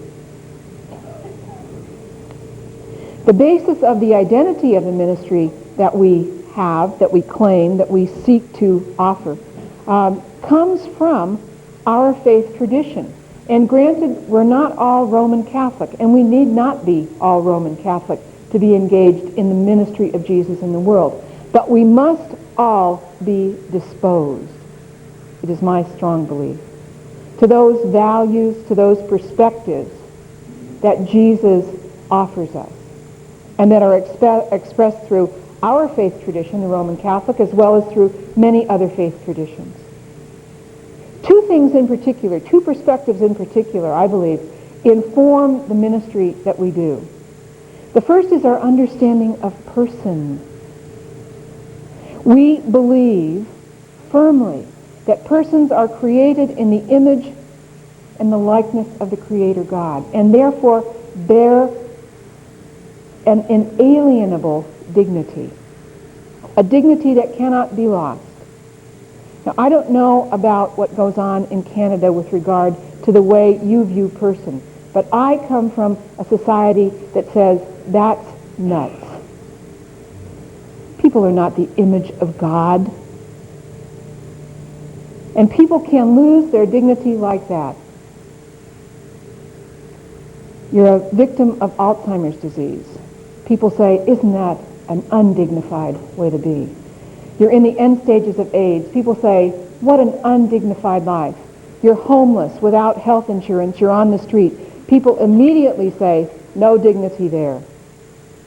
We come from a tradition that says, absolutely not. That is not the case. The person on the street that you step over as you go into the, whatever you're going into, the person who is in the end stages of Alzheimer's disease, who is diapered, who can't recall their children's name, the person in the end stages of AIDS who is dying of all kinds of opportunistic infections, are all beings of immeasurable worth and inestimable dignity, and that will never change. And we put our organizations on the line in terms of responding to you in whatever situation you find yourself as a being of inestimable worth and dignity. We come from a faith tradition that says this person created in the image of God with an inalienable dignity is radically equal. From the core on out, regardless of whether they've achieved anything in this world, regardless of their socioeconomic status, regardless of anything, we're radically equal, and we will treat you as radically equal. Now, you have a great equalizer in healthcare, of course, and that is the fact that the government pays for everything. That is one reason, precisely, I'm convinced, that the people of the United States nixed the kind of healthcare system that you have. Because we don't believe that we're radically equal. I mean, just look at the salary that Michael Jordan makes, or that some baseball player makes. We believe in American society that the more athletic prowess you've got, the better off you are, the more equal you are, etc. Not just athletes. We believe, because it's part of our faith tradition, that the person is social by nature, not by choice. That the person is a being in and of community, first, last, and always. And that the way that people gain fulfillment and satisfaction and happiness in life will always be in the context of community. And finally, we believe that people have a resurrection destiny. That is particularly important for us in health ministry with regard to the way we treat people as they approach the ends of their life. It doesn't matter really whether the people that we serve believe themselves in a resurrection destiny, but it certainly must inform the way we approach death and dying as a ministry. We also have a unique understanding of the world. Now, I say this is unique.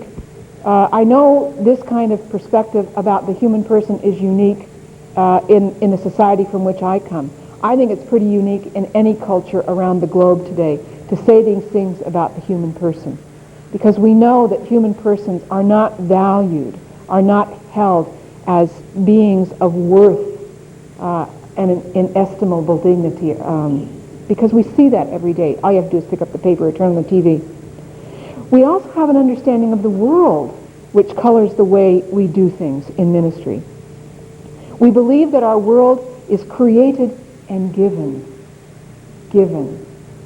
and that we receive this world and everything in it with open hands, holding it gently as stewards and not owners. We believe that this world is graced and provides us moment by moment with opportunities for grace. We believe that the world is a place that intertwines both the sacred and the secular, and that that's not bad. And we believe that the world and everything in it, created and given, is the seedbed for the reign of God, that it is growing in our midst, and our job in ministry is to cultivate it and to bring it forth to its fruition. These basic insights of a faith tradition, which is widely shared beyond Roman Catholic tradition, give rise to certain commitments of this ministry. Now, I'm sure each of your organizations, be it an acute care facility, a long-term care facility, or whatever else there is out there, has a mission statement and a value statement. We always see them in Catholic hospitals and long-term care facilities in the States. They're always well framed, they're always on walls, and people generally have a little card with it in their pocket. If there's 20 organizations represented here, or 200, there's always a slight tweaking of it, a nuancing of it, because of your congregational history, etc. But if we put all that into a big pot, boiled it up and distilled it out, I would suggest that the four following commitments would come to the surface and would be characterize all of us. The first would certainly be a commitment to support and defend the dignity of every human person. The second would be somehow to take seriously the biblical mandate to have a preference for poor and vulnerable people, and to take concrete action on their behalf. Now, in the States, we've always said preference for the poor. And of course, we can exercise our options there because we could cost shift. We're finding it much more difficult now to stand with the poor in solidarity because they've taken away the ability to cost shift as we're moving from fee-for-service to managed care. It's incredibly difficult, no matter what society you find yourself in, or culture or nation, to stand with those who are poor and vulnerable. But that's who we claim to be, based on the unique insights of our tradition of ministry. We also commit ourselves to be good stewards of the resources that we have. All the resources, from the resource of the very lives that we are given as gifts, to the MRIs and the transplant teams and the big buildings and all the assets that we have. We commit ourselves to be responsible stewards because we believe that everything we have is given as gift. And finally, we commit ourselves and we devote energy and resources to building up the common good, the good of the whole community of people. Whether that community is a little town, a rural community, a city, a region, or a nation, we commit ourselves to the common good. And again, I think one of the things that's very different about our cultures, at least in the way we've addressed healthcare, is that in the States we have a very difficult time acting on behalf of the common good. You talk about the common good in the United States and people say, is this a communist thought you're having? It's uniquely Christian. Now, I think it's important for all of us to reflect on the ways that we work out our identity, the commitments we make. Because when we say in Toronto or whatever, Alberta or someplace else, I didn't do well in geography, you can tell that, right? I know you're north. I have to take a little bit of break here. I'm from California.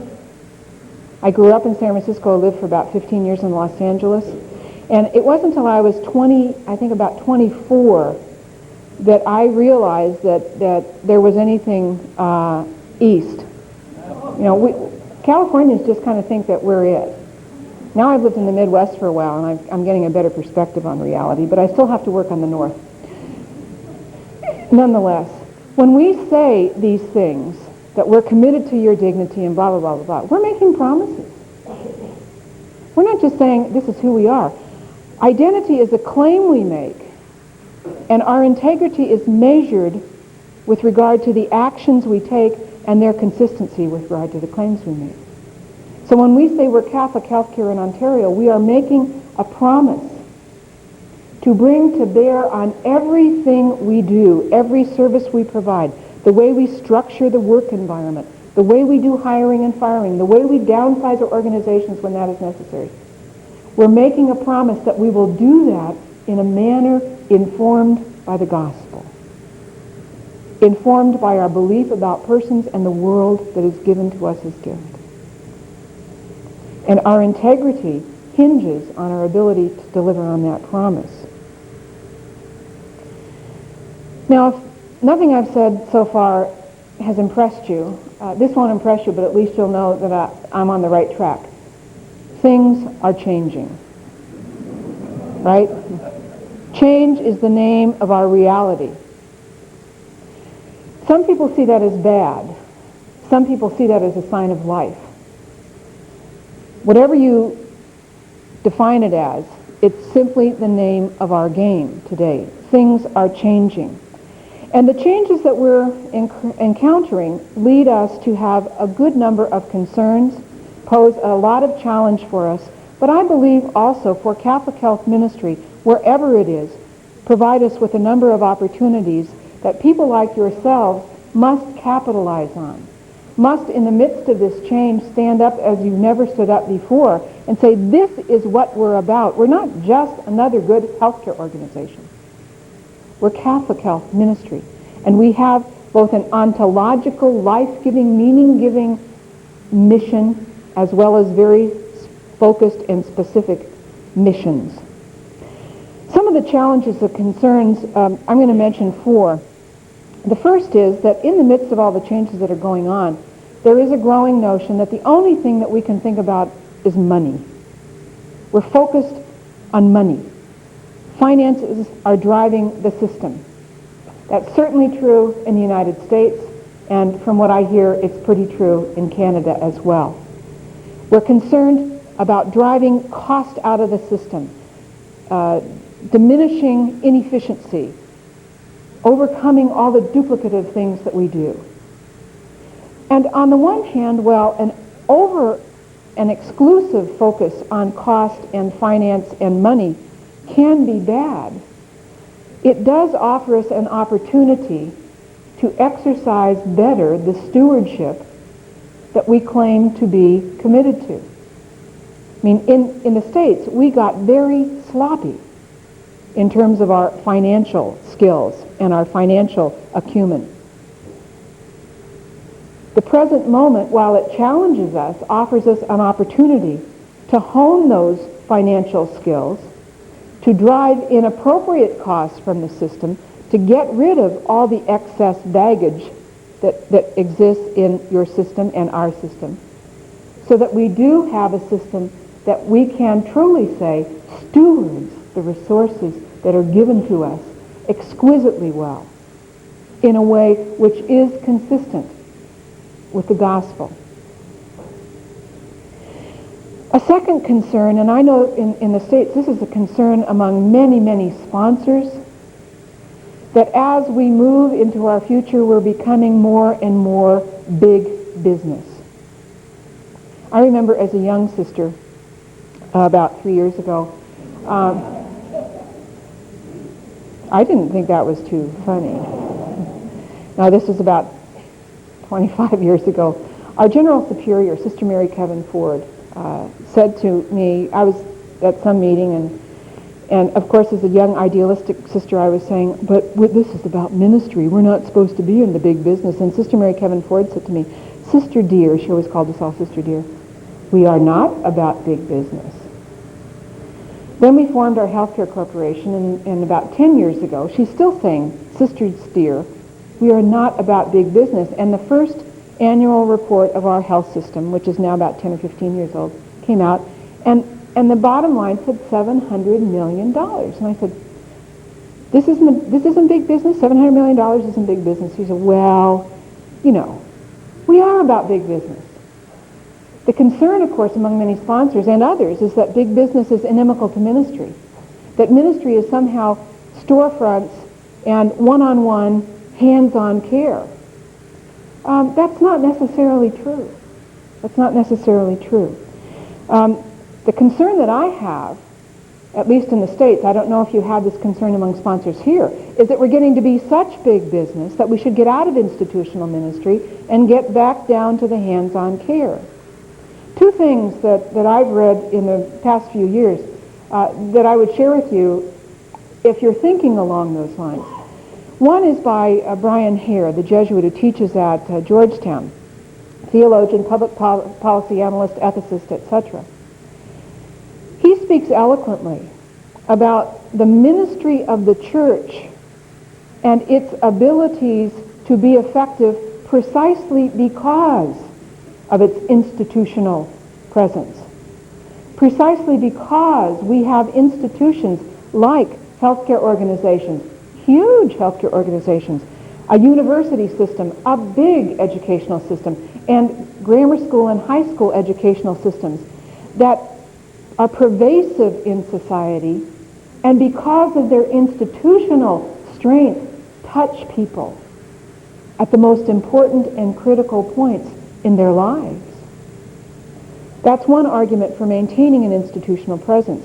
The second argument for maintaining institutional presence, even though it is big business, is put forward, I believe, by Robert Bellah in his book, The Good Society, where he argues that, and I think very persuasively, about the power of social institutions in societies and cultures as complex as the Canadian and the American. Social institutions like healthcare, like education, do two things in complex societies like ours. They mediate reality for us.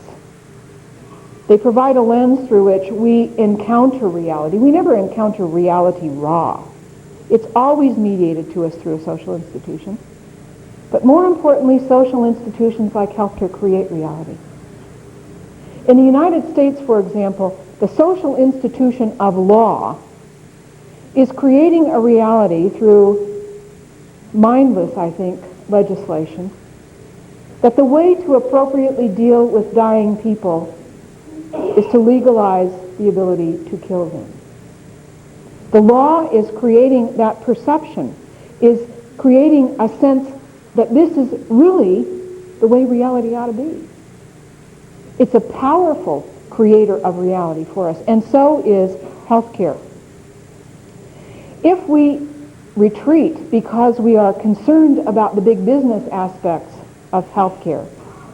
Who will be there to speak the values that are part and parcel of our ministry tradition in ways that continue to shape and form the reality for the people of this nation? We must be present in institutional form in healthcare and other social institutions so that we have a very big part in creating the reality that healthcare creates. A third concern has to do with partnerships and forming partnerships with them. All those others who do not share our faith tradition. Now, I don't know what happens in Canada, but in the United States, it's all those who share our faith tradition. I come from a congregation that has 2 hospitals in a city in the Southwest that for 20 years could never talk to each other because one was St. Mary's and the other was St. Joseph's. Right? And our congregational charism is unity and reconciliation. Try, figure that one out. We're having incredible difficulties still, even though we have huge co-sponsored organizations like CHI, Catholic Health Initiatives, Catholic Healthcare West. Now we have Catholic Healthcare East, Catholic Health Partners. Those organizations came together slowly, painfully, and we're all of one mind. Imagine how difficult it is to partner with other faith traditions, with others who are of no faith tradition, but are community-based organizations. There are many who say we shouldn't be doing that. We're going to lose our identity. We're going to be so confused that nobody, including ourselves, will know who we are. Well, there is a grain of truth in that concern. My experience as an ethicist in Catholic healthcare speaks to that. I get calls routinely by leaders in Catholic healthcare organizations that have sought to partner with the community hospital down the street or the government hospital across town, and they come to CHA, their member association, and say, we have to sign the partnership letter tomorrow, and we've got these questions about prohibited procedures. Or we've got these questions between our Catholic hospital and the physicians group, who we just found out yesterday doesn't provide any benefits for their office personnel. And we're buying them, and we're signing the papers at 4 o'clock. What do we do? Well, if you haven't got a firm grasp on who you are to begin with and what your identity demands of you, you're going to get yourself into those kinds of situations, regardless of who you partner with. If you have a firm grasp on who you are, if you're conversant with the ontological reality, the mission-based reality of who you are, you will go into partnership negotiations with a clear sense of that identity and with a clear notion of the kinds of questions you must ask, not to find out where you disagree first, but to find out all the areas where you have a compatibility of values. One of the things that astounds me in healthcare in the States is the numbers of organizations that fiercely competed with the hospital across the street or down the corner or across town, fiercely competed because they thought they were just absolutely, totally at different ends of the spectrum. But once they found out that they had to partner or they'd go out of business, they started to find out they have the same values as we do. They're not a Catholic hospital, they're a Baptist organization, they're a community organization, they're a government organization, but the people in them, once we sat down and started to say, we both want to survive, right? What are you committed to? The same things bubbled to the surface. They may be expressed somewhat differently, but they're similar commitments. And one of the things and I was just in a meeting yesterday in Chicago, where I heard from leaders of big systems that are seeking partnerships. When they sit down with other leaders of other healthcare organizations, that the leaders are looking for the same thing. They're not just looking for, a leg up in the competitive marketplace. The leaders themselves are saying we're looking for meaning in what we do. You call it a ministry, we call it the healthcare business, but we're still together looking for meaning in our lives and ways through this service that we offer, you call it ministry, we call it something else, through the service that we offer, that we can grow as human beings. There is a good deal of good that can come as we partner with others of different traditions, different perspectives. That's not to say that there are not some cautions. Not at all. The caution should be clear to us before we enter the partnership negotiations, however. And the final area of concern has to do with the fact that many people believe that the world is simply a dangerous place and we ought not to be in it. I've had some conversations, for example, with a couple of bishops in the United States who just believe that the world is so bad that the challenge laid down by the Second Vatican Council when it said the ministry of the church should be embedded in the world never could understand the world of the 20th and the 21st century. It was meant for 1968 where it wasn't quite as bad. Well, the world ain't perfect, that's for sure. But we are called to the world.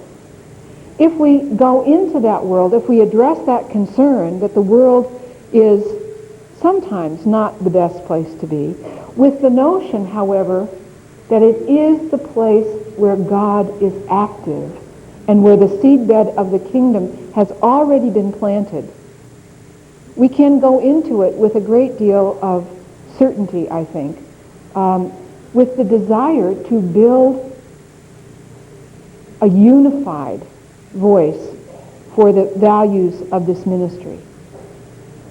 Again, there are concerns that we simply cannot be oblivious to, but nonetheless, if we have our heads on straight and we know who we are, we can go in even to that problematic world out there and speak the truth of the gospel and of this ministry.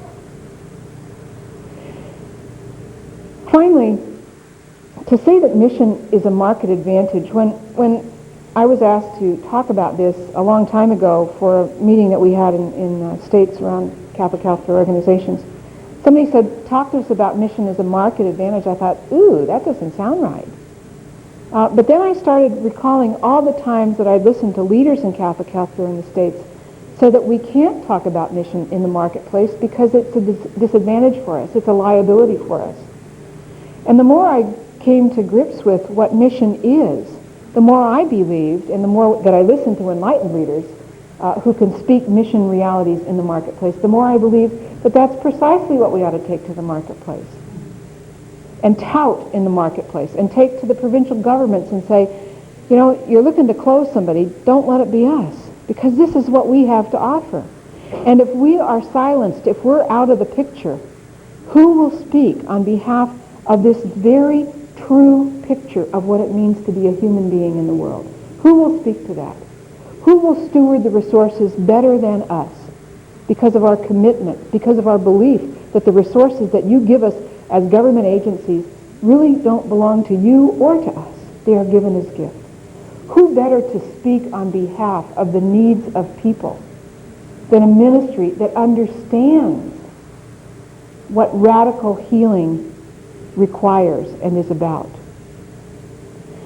Taking the mission to the marketplace, to the place where we compete often at breakneck speed, requires four things. And in conclusion, I'll just reiterate them. I spoke about them before. It calls us to be in the marketplace so that we really can reach out and show the great and the wide and expansive embrace of a loving and gracious God. It requires that we reach out. It requires that we become more and more savvy about the world in which we are embedded. One of the things that drives me wacky are the mission people that I know who go to the business meeting or to the board meeting and haven't got a clue about what's going on and don't take the time to find out about what's going on and then come back and argue, nobody there is concerned about mission. Baloney. They're doing mission. It is not the mission person who should be asking the mission questions. It is the CEO and the board chair and the chief medical executive and the director of nursing and the person in the community organization who should be asking the question about mission. But you can only do it if you understand the world in which mission is being enacted. People who do mission must be able to speak about the finances, have to be able to read that bottom line, have to be able to deal with this constant harangue about margin and mission. And they do that by being savvy about the world, just as Jesus was savvy about his world. Making mission a market advantage means being brave enough, courageous enough, gutsy enough to stand up in the public forum and be prophetic. Be prophetic about something other than self-interest. There are organizations in American healthcare, Catholic organizations, that can speak eloquently in the public place, public square, about self-interest. There are also organizations that can stand up and speak prophetically about gospel values, but do it in a way that makes sense to people. You know, that's in English, not church. And there is a way. I mean, that's the beauty of our Catholic tradition, that it is a tradition that is reasonable and can appeal to people of reason. And we must speak it prophetically to people of reason. And finally, mission as a market advantage can be a reality for us if we're willing to have the same kind of self-emptying love that led Jesus to the ultimate sacrifice that he made on behalf of the people that he was sent here to serve.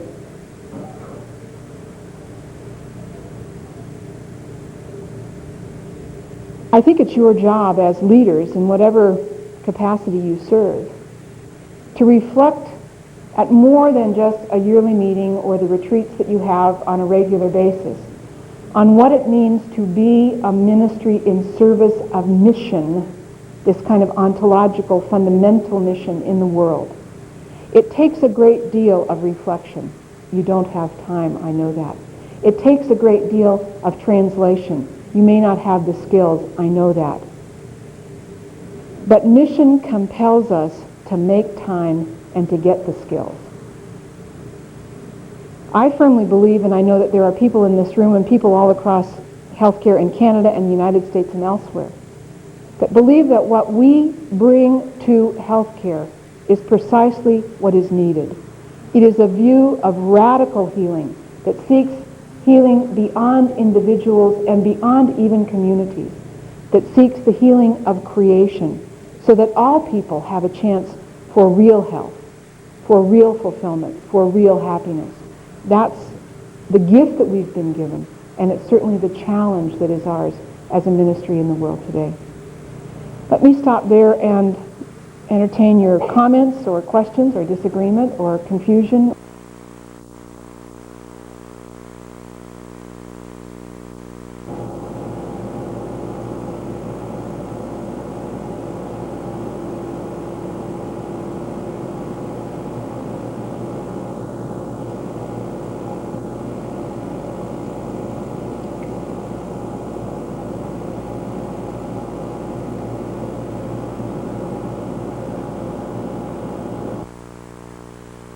Now to introduce Mr. Jerry Lougheed. This closing session of our 1997 convention has been billed as a finale. So often in events like this, or in our day-to-day activities, we tend to become overwhelmed with the trials and tribulations of survival. One of the themes of this year's convention has been a challenge to view our ministry as an enabling feature of what we do, something to celebrate and to pronounce. In this closing session, a fellow Siberian will lead us through a reflection of the mission and values of the Catholic Health Ministry and their role in contemporary society. Jerry is a native Siberian, and like many in our community, he has heard more about healthcare restructuring and the Catholic healthcare ministry than he may have wished over the past 5 years. By profession, he's a funeral director and vice president of Lougheed Limited, one of the funeral homes in Sudbury. Gary is also a volunteer with many local, provincial, and national groups, including past president of the CNIB and the Canadian Cancer Society, Sudbury branches, host of the Easter Seal Telethon for Northeastern Ontario since 1982, moderator and lecturer of the Northeastern Ontario Telehealth Network, especially in the area of pastoral care, founding chair of the Sudbury Regional Palliative Care Association, member and vice chair of the Ontario Cancer Treatment Research Foundation, and member of the Prime Minister's National Forum on Health. He has received numerous awards, including an honorary Doctor of Laws degree from Laurentian University. Yesterday, Sister Jean reinforced the realities of our ministry: to build community, to be transformers in the world, to be prophetic, and to witness through our loving action. My experience of Jerry, and I believe it to be the common experience of his work, is that he is singularly committed to building a caring community. He is a man guided by clear values, a graduate of St. Charles College, a very committed Christian who is lay minister and a leader in the United Church. Jerry has had a profound impact on the transformation of understanding and attitudes about death and dying. His personal ministry to those in grief is also widely celebrated by all he has touched. As people of faith, we are bound together by these four realities of mission, and Jerry's presentation this morning, entitled Mounting Up with Wings of Eagles, will celebrate mission and our collective commitment. Please join me in extending a warm welcome to Mr. Jerry Lougheed. Thanks, sir. Very kind.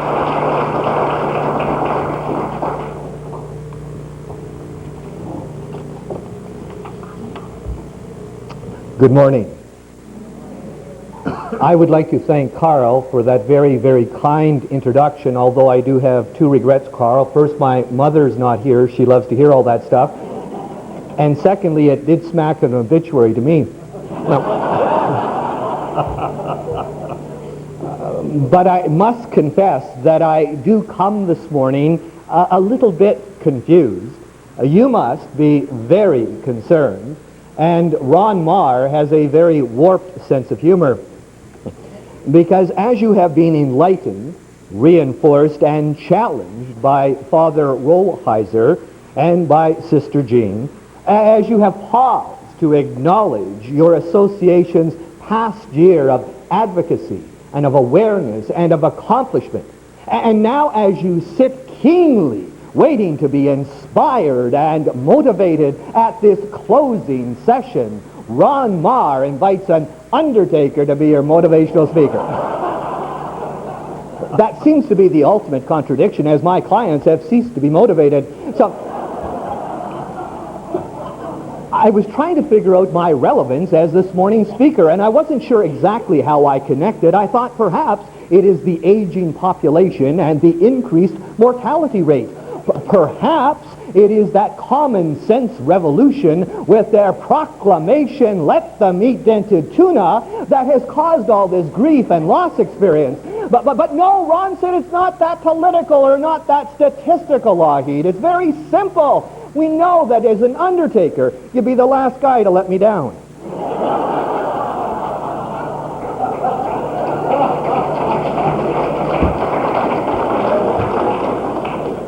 Ultimately, I represent that final journey of faith through that valley of shadow of death. For as a people of faith, you do not fear, because thou art with you. You, like David, are shepherds. You provide care, comfort, and often cure for the human flock. Your faith distinguishes you not only as managers of medicine and machinery, but as providers of hugs and handshakes.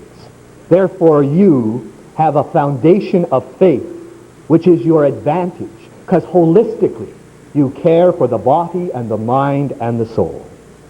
You define your pasture of shepherding as that, quote, the mission of the Catholic Health Association of Ontario is to ensure a continuing witness to the healing ministry and abiding love of Jesus through a concern for the health of each individual in all its aspects, physical, emotional, spiritual, and social, and by supporting a concern for the creation of a healthy society through activities designed to promote health, to prevent disease, and to cure disease.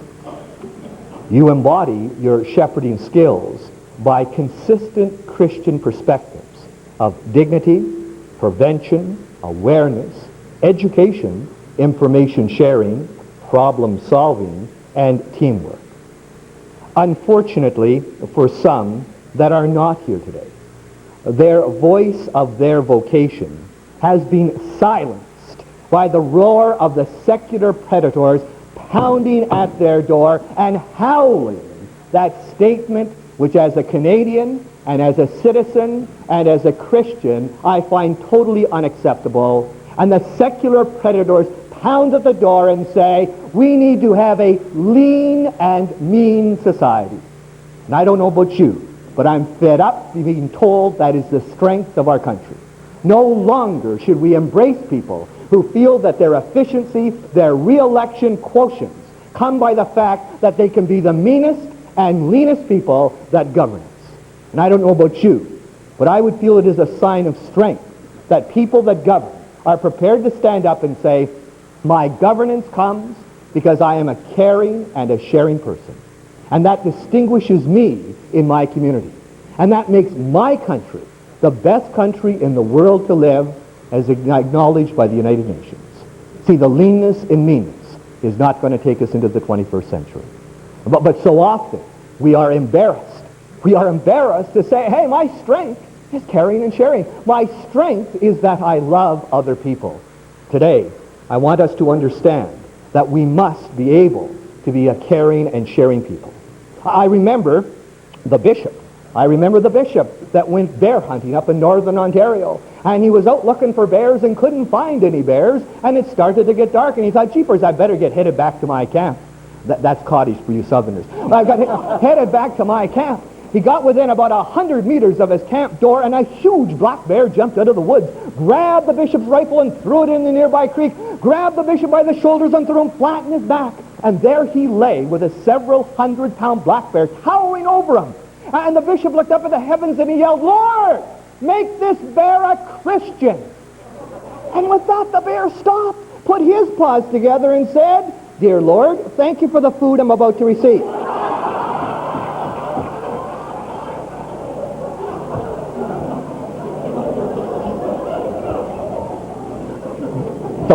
The black bears, bad news can devour us with recessions. That's where your fellow workers lose their jobs. Or depressions, that's where you lose your jobs. The black bears of bad news can stalk us into a trap of hopelessness and castrate our kindnesses, leaving us as impotent, insensitive tax-paying units. And this morning, I recall those wonderful words of Isaiah, those words that we know so well and we sing and we pray, those words that should be our motto to leave this place. They that wait upon the Lord will mount up with wings like eagles. They shall run and not be weary. They shall walk and not faint. Are you not the people who wait upon the Lord with your heads, your hearts, and your hands, that are committed to promote health, prevent disease, and cure sickness? You must run the race for quality care and walk with people who respect your values of ministry.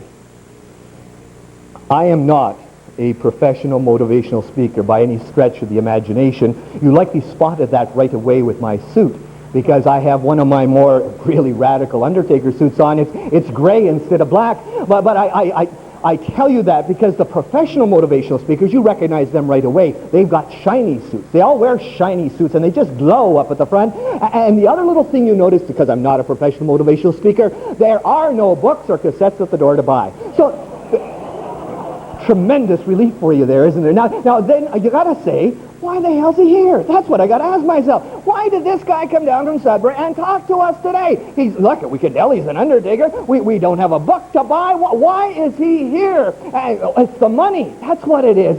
He's come for the money. That's what it is. It's those big stipends the CHO spend. That's why, oh, keepers, friends, I hate to disappoint you, all right? But that stipend is going to the pastoral care department at the Sudbury General Hospital because that's why I'm here. Not because of that pastoral care department, but because of that community, because of what you do. You know what? Maybe that's why you should hear from an undertaker every now and again in your life, all right? Maybe we shouldn't wait till people get in boxes and all stand around them and say, what a good job they do, eh? Maybe we should gather together on a Friday morning and say, hey, you know what? A guy came down from Sudbury because he believes in what we do. He understands that we make a difference.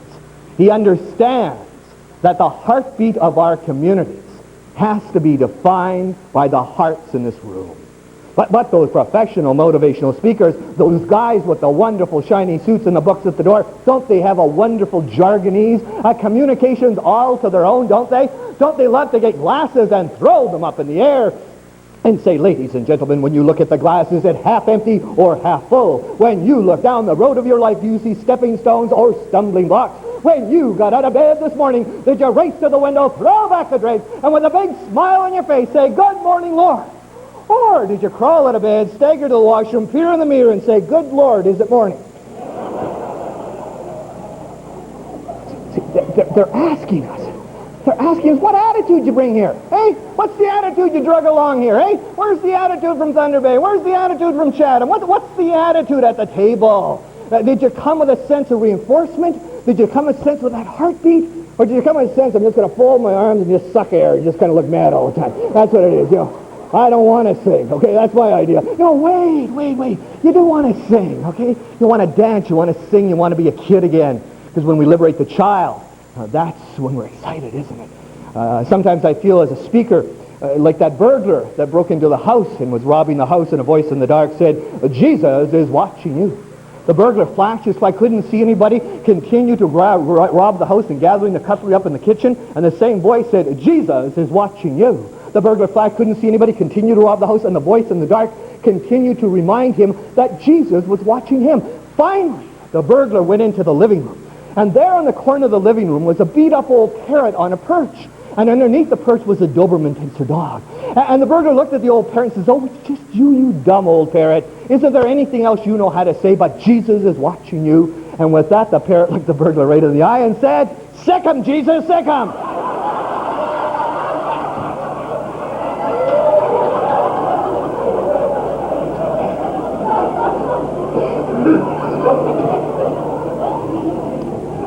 See, I might parrot. I might parrot some things that you have previously heard.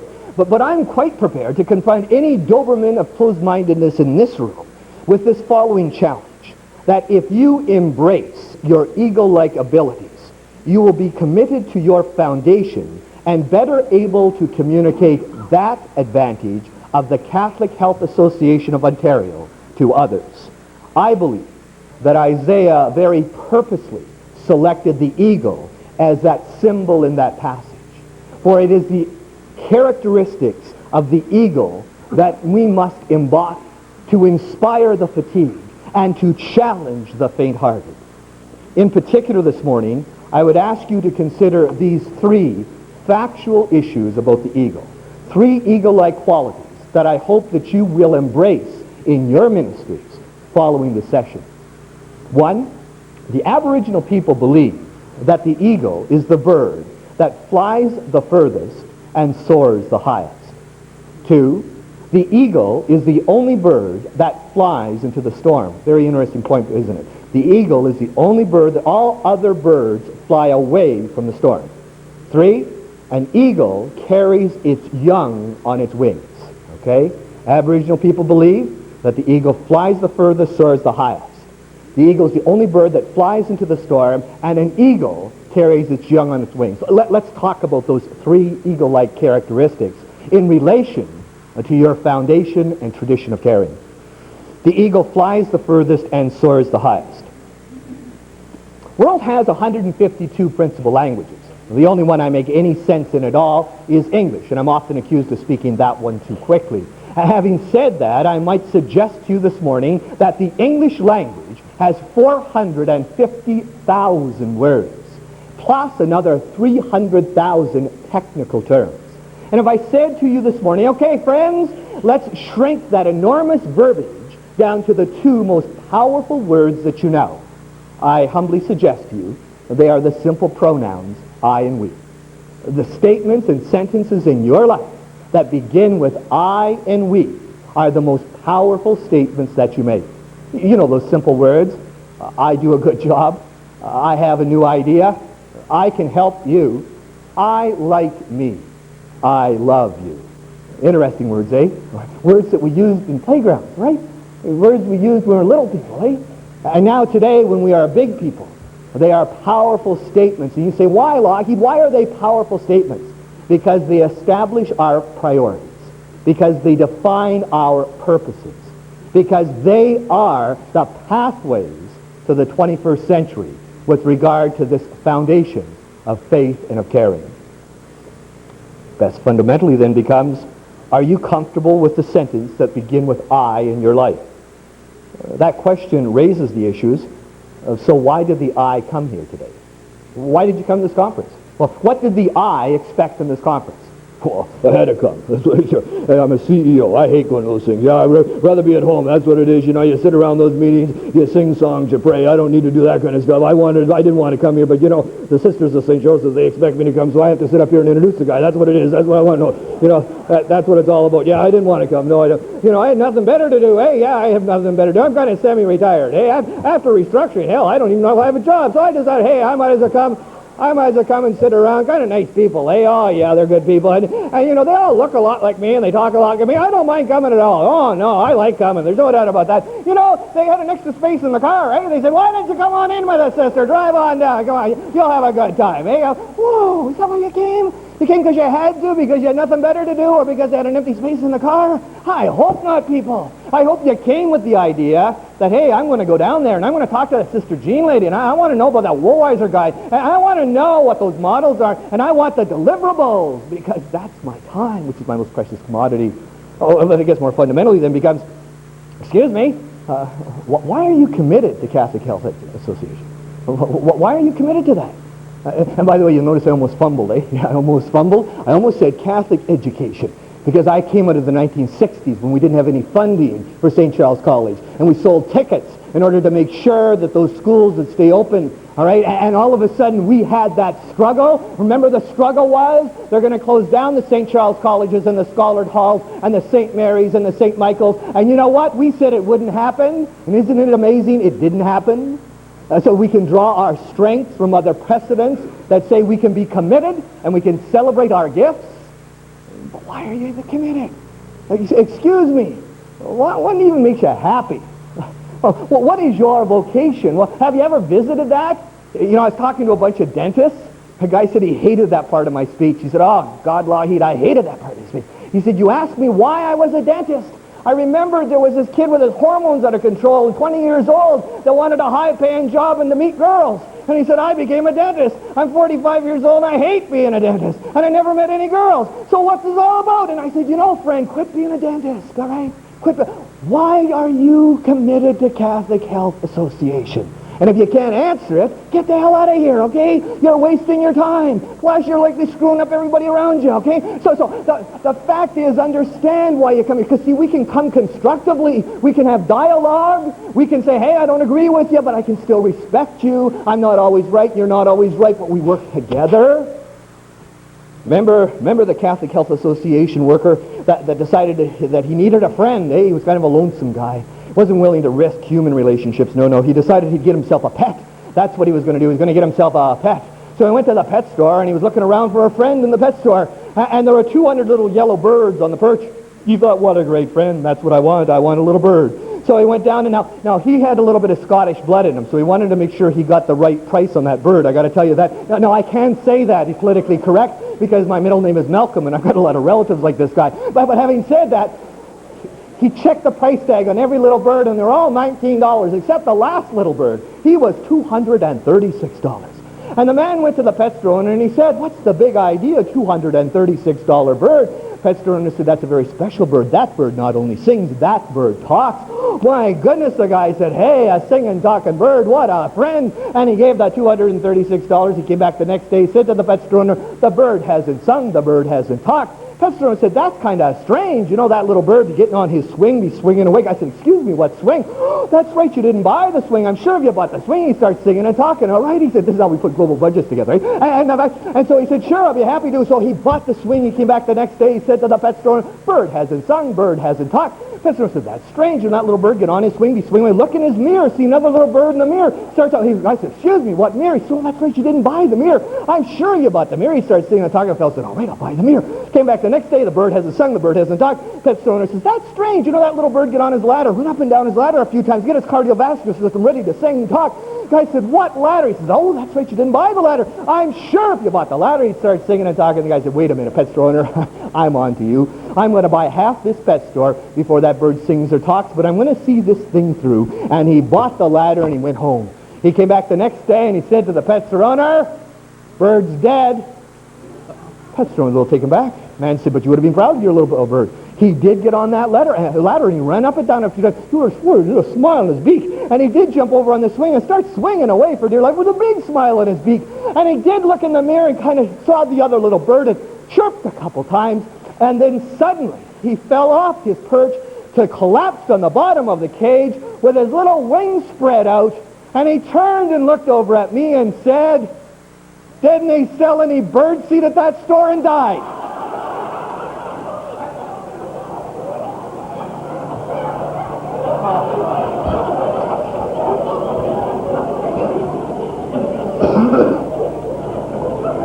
That's a wonderful story, all right? That's right. You can put the lousiest things in my evaluation, okay, but remember that story, all right? And she said, "Why? Hey, that's what we screw up, don't we? Oh, yeah, tell me about ladders, Lockie. Tell me about swings. Tell me about mirrors. But wait a minute. What happened to the birdseed? Well, what happened to my priorities? What happened to my commitment? I've been going to meetings for long and reading minutes for so long. I'm only reading minutes about ladders and swings and mirrors. And I got to refocus on that birdseed stuff. I got to understand what makes me happy as a person. Do we even know that? A guy by the name of Dr. Jennings from the University of Michigan has 5 simple questions for any activity in our lives. To ask these questions about whatever we do is whether we are happy doing it. They're very easy questions, by the way. Do you have a desire to do it? Does place become irrelevant? Does time become suspended? Does it relax you? And do you look forward to repeating it? So think of any activity in your life. Let's think about vacations. That's a pretty good activity. Vacations. Do you have a desire to go on vacation? Sure do. Love to go on a holiday. Does it matter where you go? No. I can go to camp. I can go to Calgary. I like going. I like traveling. Where does the time go when you're on vacations? My goodness, those 2 weeks just soared right by. Boy, when I'm on vacations, I don't worry about the hospital. I don't worry about the ministry. I'm on vacation. And as I gather up my baggage and I head on home, I say, I can't wait for my next vacation. Good activity, eh? Really good activity. Is that how you're going to go to work on Monday? Oh, I can't wait to get to the hospital. I've just got a burning desire. I don't care if I work in the public area or if I'm in an office. I just like doing my ministry in that hospital. Where does the day go when you're working in a happy hospital, eh? And am I relaxed because I am fulfilled? I don't worry about the fact that we've got passports in the Middle East. I am just a happy person. There's no doubt about that. And when I'm going home at night, I say I can't wait till Tuesday when I go back to that hospital.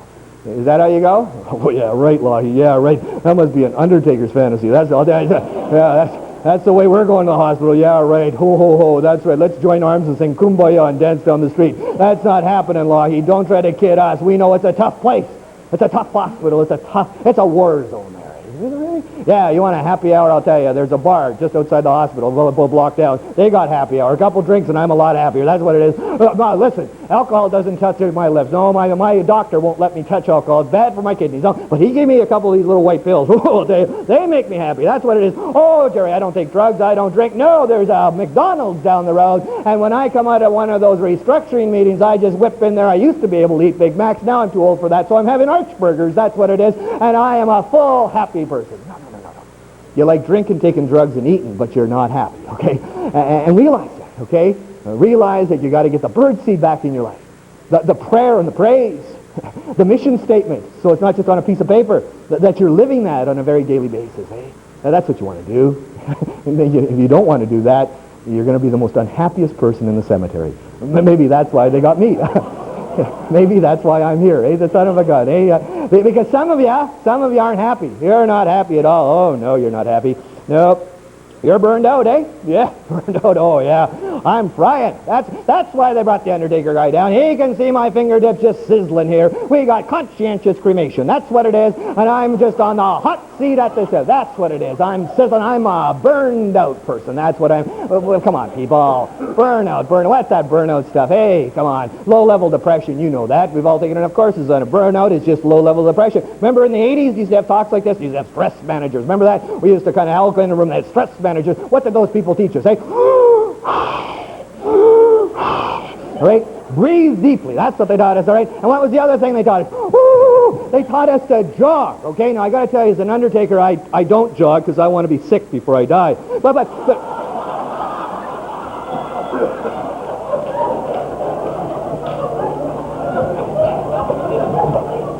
But you know, if you really feel that way, I got a little suggestion for you. Why don't you do an activity twice a week just for you, for an hour, okay? Maybe you do go and jog. Maybe you just walk. Maybe you just go and watch the leaves turn color. Maybe you go to the library and read. Maybe you go to a daycare and volunteer. But an activity twice a week just for you that makes you happy. You know what could be really radical in your residences? Unplug the television for a month. But wouldn't that be interesting? Oh boy, right here, eh? We gotta have that. Oh yeah, you can. You can unplug the television and have to start to talk to other people. You might invite other people in to talk to you. Heck, you might end up playing euchre like your grandparents, all right? The fact of the matter is, it works, okay? Maybe you gotta give a few unconditional hugs, eh? Just a few unconditional hugs. Carl was very kind in his introduction about my work with bereaved people, and I see Betty Silva here and others that have that ministry, and sometimes we know that words fail. There's no words to talk to parents whose kid has died of SIDS, and we know that. But sometimes that hug speaks volumes. Well, maybe that staff member next week that is really stressed out about all that uncertainty, that you say, you know, part of my mission statement in this workplace is I just give you a hug now and again. And I'm not evading you. I'm not bullying you. I'm not harassing you. Because you know why? Because I'm going to ask you. I'm going to ask you, could I give you a hug? And see, that changes that covenant. That covenant becomes proactive then. And then ultimately we liberate that child within us. That child that loves to come out. Isn't it funny? That child always knows right from wrong. That child knows the good people from the bad people. The child knows the people that are honest and the people that are lying. Remember when you're 5 years old, you didn't need to go to groups. You didn't need to rent videos. You didn't need to read books. You just lived in your heart. We've got to liberate that child. And maybe that's why the good Lord said, let a little child lead the way. Maybe if we had those qualities, then we could confront some of the bullies that sometimes lurk in our neighborhoods.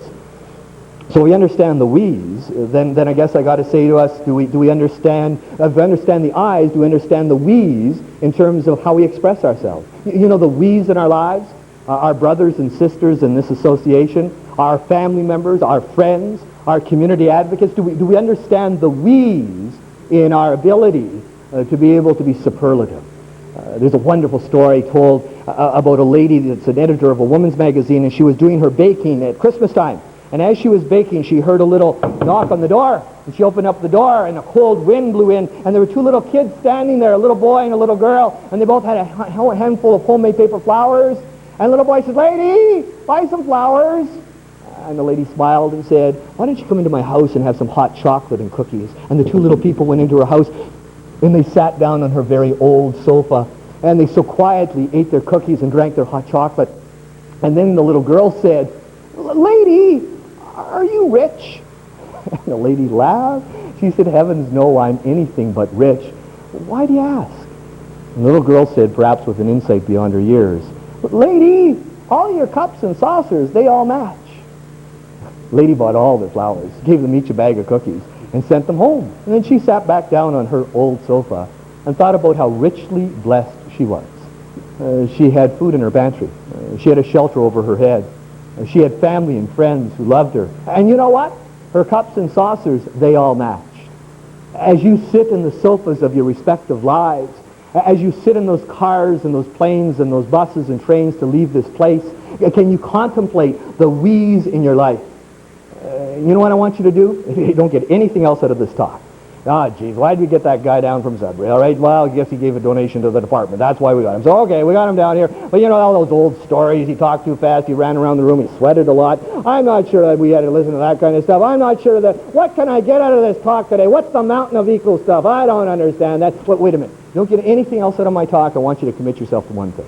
I want you to commit yourself that by the time you put your head on your pillow tonight, that you're going to tell somebody you love them. I don't care who that person is. That can be a family member, that can be a friend, that can be somebody in the order, that can be somebody you work with, whoever that person is that you truly do love. And I'm not talking about in any erotic sense, I'm talking about a love that comes from your heart, that you will tell that person you love them.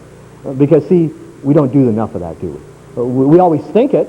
We always, oh, they know it, but tonight I want you to do that. Now, for those of you that are married in the room, this could be a very exciting night, all right? If you haven't done this for a while, all right, you're going to go home, you're going to kick open the door, you're going to grab your significant other and say, boy, oh boy, do I love you. And they'll say, did you go to that CHAO thing? You're going to say, of course I did. And they'll say, well, what brought this on? And you'll say, well, an undertaker told us to do it. That's going to keep them wide awake for the rest of the night. There's no doubt about that. Now,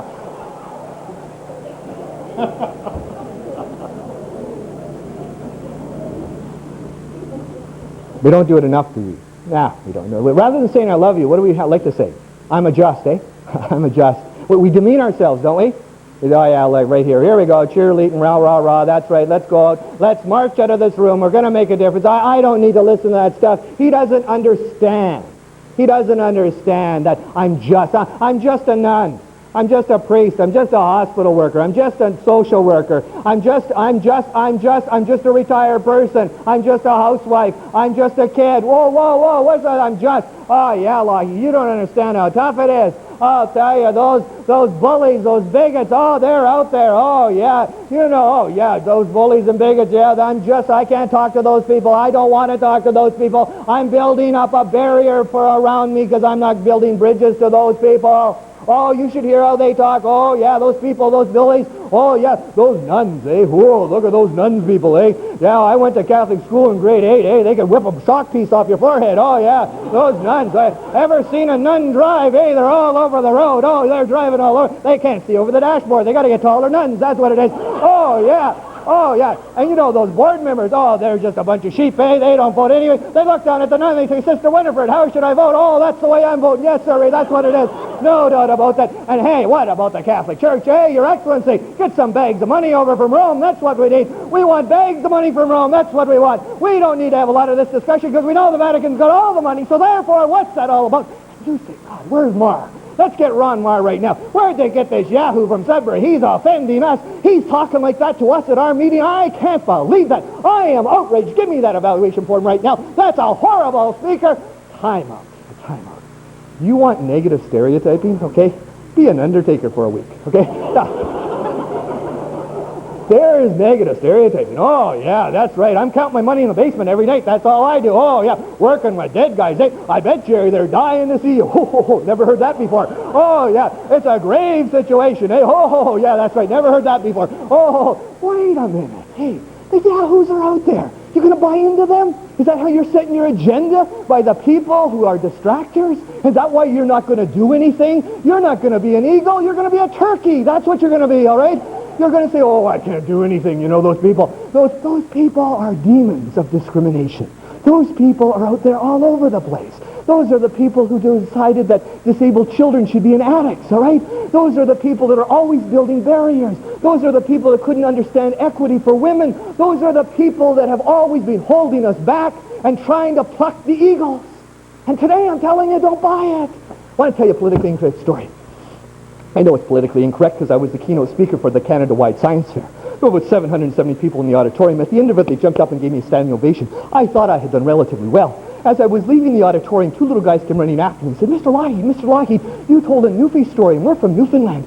And now we're not going to sleep right or think right or eat right. Oh, it's a terrible thing you've done. And I felt really bad. But I'll tell you the story. The story goes like this. There was a man that had no ears that went into a Tim Hortons and sat down. Now the fellow came and sat down beside the guy with no ears, started looking at him. Guy with no ears said, what are you looking at? Fellow said, nothing. He said, yes, you are. You're looking at the fact I don't have any ears.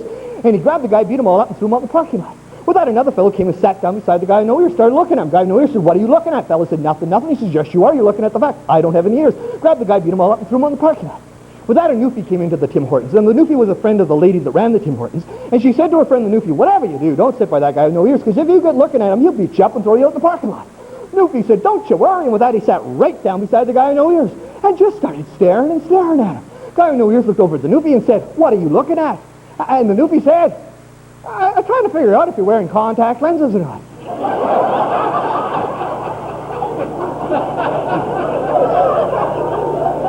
The guy with no ears paused for a moment, looked back at the Newfie, and said, well, now that you ask, I am wearing contact lenses. Why did you want to know?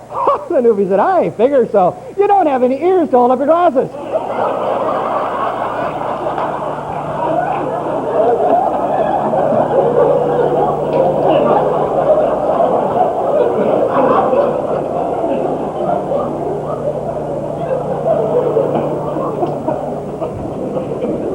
I hate that story. I hate that story. By the way, don't start writing Ron. Dear Ron, I never thought in the 90s they'd be telling Newfie stories. I hate this dinosaur guy they got from Sudbury. Oh, let's put him in front of human rights. Yes, let's do that. We don't tolerate that kind of stuff at our meetings. Oh, excuse me, don't bother with that, okay? It's not a Newfie story.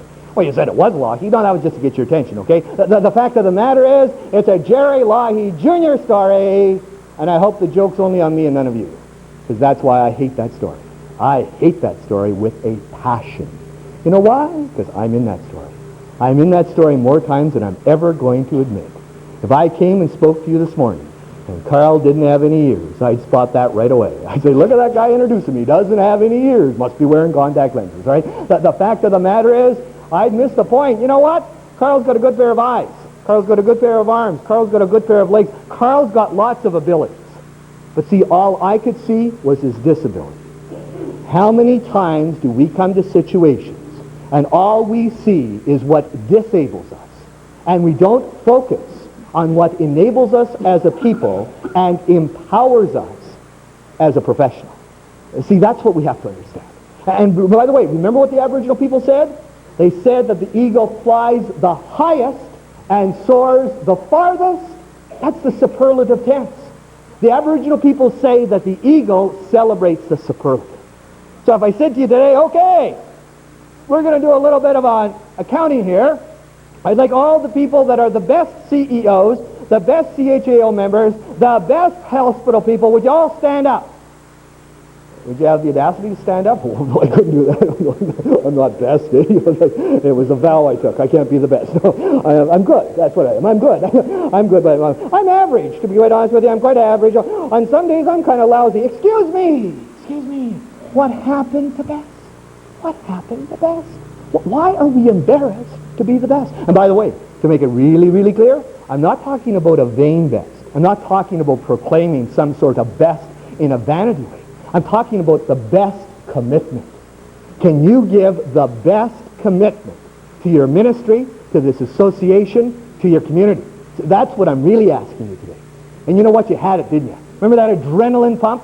Remember when you were with your very, very first patient? Remember that first patient that you went into the room? Remember how accommodating you were? Remember you couldn't do enough for that first patient? Remember that first staff meeting? That very first staff meeting where you were committed to team building, where you were going to be transparent and open, where you were going to make a difference? Remember the very first management meeting you attended of this executive where you were going to bring to the agenda constructive details? Is that how we meet the patients? Is that how we meet our board? Is that how we meet our executive and our staffs? Do we still have that adrenaline pump that says, hey people, I'm going to be the best? Nelson Mandela. Nelson Mandela said it far better than I. When he was sworn into office in 1994, he said, "Our deepest fear is not that we are inadequate. Our deepest fear is that we are powerful beyond measure. It is our light, not our darkness, that most frightens us." We ask ourselves, who am I to be brilliant, gorgeous, talented, or fabulous?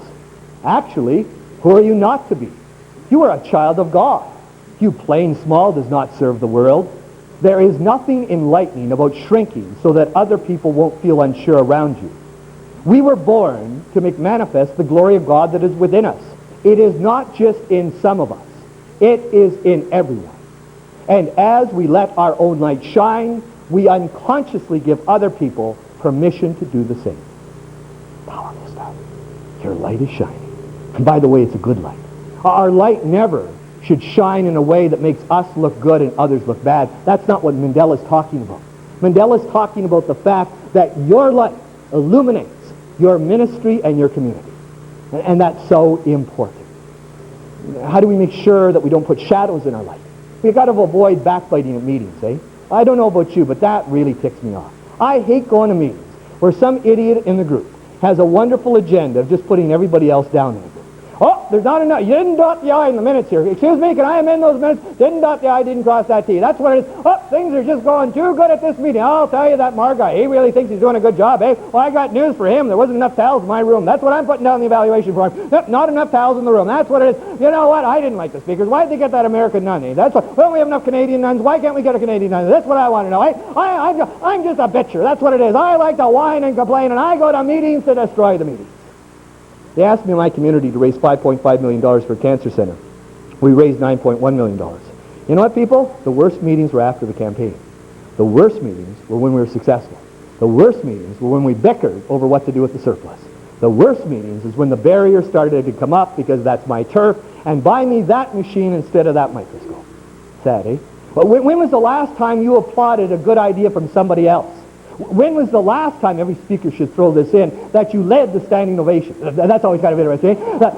Always those are people that are just kind of bouncing. Hey, are they standing? I don't know if they're standing. I think they're standing at my table. I guess I better stand too. They kind of look a bit flagellant to me. But having said that, I tell you this because we got to be able to applaud others. You know what? You want to make a difference on Monday when you have your staff meeting, and that nurse says, I got a good idea how we can work in team with pastoral care. And you know what? If you stood up and said, hey, that's a great idea, everybody in the room would stand up. Trust me on that one, all right? And you know what? That employee would go away and say, today, I feel like an eagle. I'm soaring, okay? I am soaring because I got that idea. Okay? When was the last time you admitted you were wrong? 1989 on a Thursday. That's what it was. Oh, if you can't remember the last time you were wrong, it's too long, all right? Say to somebody, you know what? Your Excellency, you were right, I was wrong. Sorry about that, but I'm glad you helped me and mentored me on that, but because I need to understand that to grow, to soar, to fly, all right? When was the last time you understood as a shepherd, you used your staff to be able to help your flock? I coached the Marymount basketball team, as Sister Shirley would know, for about 12 years. 12 years I coached the Marymount girls. I used to try to keep my kids off drugs and alcohol. I used to read them a poem at the beginning of every season. Maybe it was written by somebody in this room. It's written by the unknown author. It goes like this. Submit to pressure from peers and you move down to their level. Speak up for your own beliefs and you invite them up to your level. If you move with the crowd, you'll get no further than the crowd. When 40 million people believe in a dumb idea, it's still a dumb idea. Simply swimming with the tide leads you nowhere. So if you believe in something that's good, honest, and bright, stand up for it. Maybe your peers will get smart and drift your way. Are you prepared to stand up for what is good, honest, and bright by witnessing the healing ministry and abiding love of Jesus? Which, of course, brings me to that second eagle trait. The eagle is the only bird that flies into the storm. The storms of health reform and restructuring have brought winds of change across our country. But stop for a moment and think, people. It's not just health care. It's education. It's social programs. It is the introduction to daily vocabularies of words like web, not from a spider, or net, not for a fish, or mouse, not a rodent. It is a modern life. In 1963, you know the community in Canada that had the highest per capita income? Sault Ste. Marie. We've got some friends from Sault here today. I recognize them. 1963, highest per capita income in Canada was Sault Ste. Marie. 1983, West Vancouver. What happened? Hey, we quit being blue-collar and fabricating steel in the Sioux to white-collar in the computer evasion of our society. 1992, McDonald's restaurants have more full-time and part-time employees than the combined steel industry of North America. We're flipping more burgers than we're fabricating steel. And you know what? As we sit in front of our computers, eating our aging Archburgers, we realize that people don't resist change. People resist being changed. And sometimes, by the way, with good validation. Three sources of resistance are very obvious. One is an uncertainty about the impact of the change. Two is an unwillingness to give up existing benefits. And three is an awareness in the weakness of the proposed change. And those are very valid points that we need to be able to confront, not avoid, in our changing strategies. However, it is important that in the midst of these changes, that you do not allow the changing circumstances to affect your tradition. Most important thing I just told you, didn't I? Hope you listened. Most important. See, we live in changing circumstances, but that doesn't mean we change our traditions. Our traditions are our foundation. The circumstances, hey, I got more in technology, so do you, all right? You got a cellular phone in your car? You had a black phone 20 years ago with a cord on it that you couldn't get out of the kitchen. Okay, that's changing circumstances, all right? We've got a whole different way that we audit books. We've got a whole different way we elect people to our board. But you know what? The traditions shouldn't change. Remember there was a little plane flying along. It had 3 passengers. It had a man who said he was the smartest guy in the world, kind of Bill Gates. He'd invented the computer. There was an old priest and there was a Boy Scout. And they're in the little plane and they're flying along. And all of a sudden the pilot came over the two-way system and said, "Got bad news, passengers. The engines have died and we're going to crash. I got even worse news. We're a parachute short. And I got even worse news. I'm married with a young family and I got to have a parachute." And the pilot took a parachute and out he jumped. And that left the smartest man in the world, the old priest and the Boy Scout.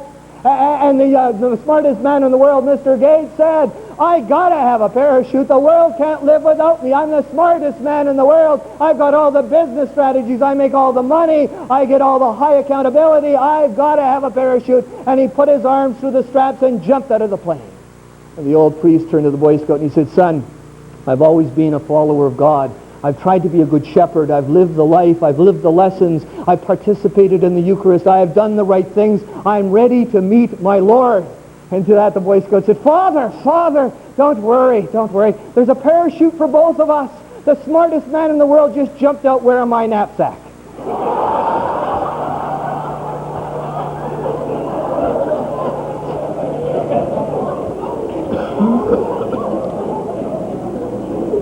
It is important that you realize the traditions of Catholic healthcare are not only an advantage, they are the parachute to ensure a safe landing in the pastures of the 21st century. During the past 2 years, I have served on the Prime Minister's National Forum on Health. More specifically, I was a member of the Values Committee. Interesting, by the way, the chair of the Values Committee was a dynamic woman from a religious order that some of you know, Sister Nuala Kenny from the Maritimes, all right? She was our chair. Now, it's interesting, when the Prime Minister wanted someone to chair the values for his forum, it was Sister Nuala Kenny that they asked to do that vocational chairing. We extensively, by the way, consulted Canadians from Vancouver to Bonavista, from all walks of life, all age groups, from all providers and consumers. Our final report to the Prime Minister, as many of you likely have read, Canada Health Action Building on the Legacy. It has been referred to, by the way, as the blueprint for Red Book 2. It, in fact, got some credit in last week's throne speech of, in fact, putting health issues as a priority for this government. In our deliberations, by the way, people, you know what we found? That what makes us Canadian, of all the things in our lives, of that smorgasbord of Canadian experience, that the single factor, the single issue, the single characteristic that Canadians believe distinguishes them from Americans is our health care. Even ahead of hockey, which is for me hard to believe. But the fact of the matter is, even ahead of hockey, Canadians said what makes us Canadian is health care. That's a tradition. Remember that. That's a tradition.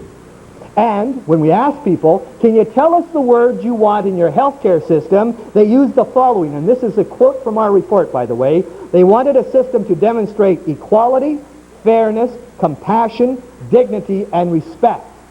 Words that are found in the goals and letters patent of the Catholic Health Association. Canadians are supportive of and committed to the healthcare system we've established as a tradition in our country. They want the fundamental principles of a publicly administered healthcare system. Still, Canadians have begun to believe there is a conflict between equality of access and quality of care. Many have the impression that to get more of one, you have to give up some of the other. Thus, the storms brew across our healthcare systems. Canadians want perceived abuses and inefficiencies eliminated. They want accurate information about best practices and best strategies. They want increased investment in prevention and home care. They want more accountable gatekeepers for the system. Today, your association must continue to fly into the storms of healthcare restructuring with your tradition of caring. For sometimes the people we care for are overlooked for those that we always want to cure. Your leadership in long-term care, whether in Thunder Bay, Sarnia, Ottawa, London, or Sudbury, helps the more frail brothers and sisters in Christ. In tangible terms, you need to help the stroke victim and the Alzheimer patient and the cancer palliative care patient maintain a quality of life. You are the eagle who must make government understand that $95 per day per diem, when in fact it costs $120 a day to look after that long-term care patient, is unfair. The expectation of municipal funding supplement, charitable donations, or personal resources to make up the difference is also unfair. We do not fund oncology or cardiac care programs with those deliberate deficiencies. You and I know that the storms of restructuring are creating a two-tier health system. The fact of the matter is that you need to understand that you have to be that voice because it's not going to be heard elsewhere. You and I understand that we are creating two-tier health almost subliminally. Okay? What's the wake-up call here, people? How did we pass Medicare in the mid-1960s? How did we deliver health care in the mid-1960s? We institutionalized everybody. All right? What have we done in the 90s? We've crossed this country, not just this province, we've crossed this country and we've closed down hospitals and we've closed down beds. But wait a minute, Medicare was passed with institutionalized health. Now we don't have those hospitals. You know that. We don't have those beds. You know that. Well, wait a minute. Let me think about when I'm institutionalized. Hey, those are pretty starchy pajamas, but they're clean, aren't they? Yeah, I kind of like that food in the cafeteria. I don't know why the hospital gets a bad knock. It's pretty darn good cookies down there, isn't it? Oh, it sure is. You know what? When I need drugs, they just go to the hospital pharmacy and they say, here's your drugs, ma'am. And you know what? The nurse comes by every hour and the doctor comes by more irregularly. And if I need a little bit of therapy, they get it for me. And then they said, oh, I'm sorry, we got to close down the general hospital. Now, how well do you clean your own pajamas? And I hope you got some people that can cook for you. Oh, by the way, you're working poor. You got a drug deductible. You got the $20, right? Oh, I'm sorry, in Ontario you've got 15 hours of nursing services. Oh, what do you mean your doctor doesn't come by? Oh, well, I'm sorry. We got one-tier health in this country. We don't, people. We don't have one-tier health. So who's going to say to people, excuse me, you want to do this restructuring? You make sure that person has some pajamas to wear, okay? You make sure there is some food in that house. You make sure that that nurse comes in that palliation situation because the son lives in Vancouver and can't get to Sudbury. Okay? That's the eagle, people. And you say, oh, law, he's pie in the skies, cheerleading, we're not going to make a difference. Oh, you're wrong. You're wrong. 2 months ago, I spent a day with Alan Rock. I got to tell you, I'm impressed with the guy. And maybe he's going to be a real dud. I don't know, but I got to tell you, the day I spent with him, this guy wants home care. Shirley Sharkey was with him last Friday. She can tell you the same thing. This guy is enthused about home care, but he doesn't know how to do it. Doesn't know how to do it. Doesn't know how much it's going to cost. Hey, what do I do with that home care? Hey, there's storms all around me. All the other birds are flying in the other direction. Hey, what about that Catholic Health Association? They've got some eagles there that are going to tell me how to get some home care in our communities so that we don't have two-tier health. There's other issues, aren't there?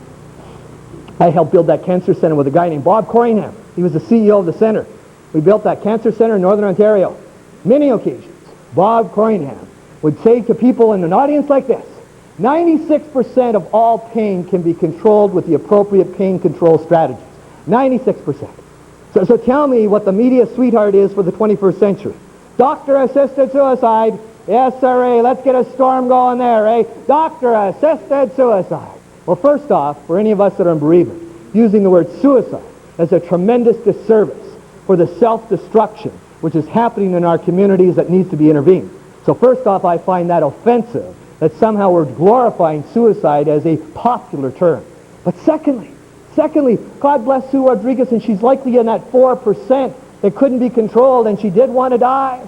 But tell me, people, if you're not the Eagles and Lougheed's sitting in his long-term care chair, and he's had his stroke, and his depends are kind of soiled, and he's got a bunch of slobber coming out of his mouth, and he just doesn't speak very well, eh? But I'm a happy little camper in my wheelchair, and you know what? Eileen comes and hugs me every day, and I feel good about that. And you know what? I'm okay here. But you know what? The ministry says, oh, we're not balancing the budget very well. And I wonder about Mr. Lougheed's quality of care. That's what I wonder. I wonder about his quality of life. Now that's what I wonder about. I wonder about his dignity. Look at him sitting there in those crappy diapers with that drool coming out of his mouth. Oh, I don't think he has a dignity in his life. I don't think he has a quality of life. So let's zap him and we can balance the budget. You don't think we need the Catholic Health Association? You don't think we need eagles flying?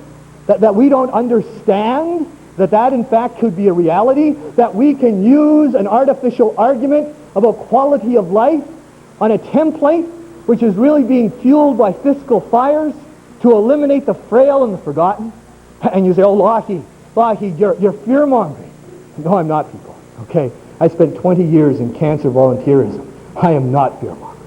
We need you. You are the eagles that have to stand up and say, we want more home care. We want better delivery in our communities. You say, oh, I don't think it makes a difference. I say, it makes a big difference. Why do I tell you that? History bears me out well. 1645, Oliver Cromwell gained control of England by one vote. 1649, Charles I of England was executed by one vote. 1766, America adopted the English language over the German language by one vote. 1876, France moved from a monarchy to a republic by one vote. And if you really are going to leave this meeting today and say you can't make a difference in your community agendas, in the provincial health delivery system, that you have been marginalized and you can't fly the storm anymore, remember this to your grave. In 1923, Adolf Hitler gained control of the Nazi Party by one vote. So who didn't come to the meeting? Who didn't speak their voice? Who didn't stand up in their ministry? Who didn't fly into the storms? Which brings me to my last point. The eagle carries its young on its wings. That's really a wonderful image, isn't it? An eagle carrying its young on its wings. Sometimes, though, we forget about carrying, don't we? We forget about that, Isha. We're like that old couple that were at the nursing home, and they were rocking in their rocking chairs, and the elderly man looked over at the elderly woman and said, I bet you don't know how old I am. And the elderly woman said, stand up and take off all your clothes. And with that, the old guy struggled out of his wheelchair, and he took off all his clothes, and there he stood stark naked, all right? The epitome of a prune, there's no doubt about that. And the elderly lady looked him up and down and said, well, you're 84 years old. The old guy was amazed he was 84 years old. He said, that's amazing, I am 84 years old. That's remarkable, I'm 84 years old. How did you know I was 84 years old? And with a bit of a smile on her face, she said, you told me yesterday.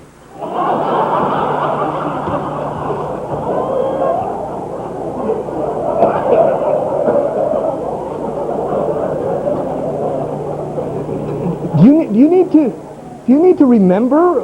Do you need to pause? Do you need to remember what you do and why you do it? In a world deficient in caring, you're committed to caring. In a country that flirts with fragmentation, you embrace people of all creeds, colors, whether they live in castles or cottages, whether they got family in nurseries or nursing homes. In a time when many people proclaim God dead and Elvis Presley alive, You continue, and by the way, that's a sad statement. That isn't humor, people. You think about that. We got people in Michigan that think they see Presley in a laundromat, and that same people say, well, I don't go to church because God's dead. Whoa, this is strange stuff for me, okay? But I talk to people today that still hear Christ turning to his disciple Peter and saying the last words he said on earth, feed my sheep. That's what you do. From holding a newborn infant with its single teenage mom to holding the hand of an abandoned dying alcoholic with liver cancer, you do clothe the naked, and you do feed the hungry, and you do give water to the thirsty, and you do visit the sick, and you carry the least of his brothers and sisters. As a community, we need to thank you for what you do. But I also ask you today to acknowledge what you do, that you feel good about the fact that you make a difference, that you are fulfilling that vocational voice that is found in your soul. In my community, the public health system has not consistently carried others, reflected in the dramatic downsizing of pastoral care departments and a general disdain for what is often quoted called soft services in hard times. You know what I'm talking about? When they sit down and look at the budget and say, we've got to cut somebody, well, let's cut the pastoral care department. And we've got to cut somebody, let's get rid of all the social workers, we don't need them. Oh, you know what we're going to do? We're going to take the pastoral workers and we're going to put them in the social work department. There's a clever idea. Oh, they all do the same thing, eh? It's all that hocus-pocus stuff. Oh, you know, that's not hard stuff. So as a board of governors, and you say, how can you say that, Law? You don't trust me. I was on the Laurentian Hospital Board for 5 years. I was on the Memorial Hospital Board for 2 years. I know exactly those deliberations. Go up to the Memorial Hospital and see where their pastoral care department is. It's a closet. And then ask who works there, and they got a half-time pastor, all right? A half-time chaplain. And you know what? That's our cardiovascular hospital for Northern Ontario. Now, if you're contemplating and putting a balloon up your vessels and blowing it up, you might want to have a little pastoral care somewhere there, all right? But that's a soft service, so we downsize that and eliminate those jobs. Why do I tell you that? In contrast, this past year, Sister Eileen Cassidy, who's the department head of the pastoral care at the Sudbury General Hospital, she heard her soul's voice cry out about the need of a burial place for unborn fetuses. She engaged our community to create such a special grave. To date, and listen carefully, people, to date, 2 committal services have taken place, with one mom and dad driving 2,400 miles round trip to attend that committal liturgy for their unborn son's fetus, and hugging Eileen and I about how they needed to have that closure. You know what? That's how you carry people on their wings. That's how you use your wings as a profession of your faith, by not only what you say, but by what you do. One of the most powerful illustrations I know is this one. There was a store owner who was tacking a sign above his store that said, puppies for sale.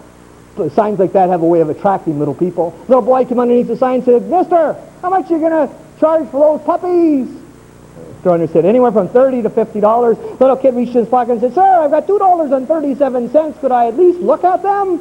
The store owner smiled, he whistled, and out of the kennel came Lady, followed by 5 teeny tiny balls of fur. And one of the puppies was lagging considerably behind. And the little boy got really excited when he saw the limping, lagging dog. And he said, what's wrong with that little puppy? And the store owner said, the veterinarian looked at that little puppy, and that little puppy was born without a hip. He'll always limp, he'll always be lame. And the little kid got really excited. He said, that's the puppy I want to have. And the store owner said, oh, you really don't want to have that puppy. If you want that puppy, I'll just give him to you. The little kid got really angry. He says, you're not going to give him to me. That little puppy's worth as much as all the other little puppies. And I'm going to give you $2.37 now and 50 cents a week till I pay for him in full. To which the store owner counter said, oh, you really don't want to buy that little puppy. That little puppy's always going to be lame and limp, and it will never be able to play and run and jump with you like all the other little puppies. To which the little boy reached down to his left leg and pulled up his pant leg to reveal a very crippled, badly disabled left leg supported by a big metal brace. And the little kid looked back at the store owner and said, well, sir, you see, I don't run so well myself. And the puppy will need somebody who understands. That's you. You understand.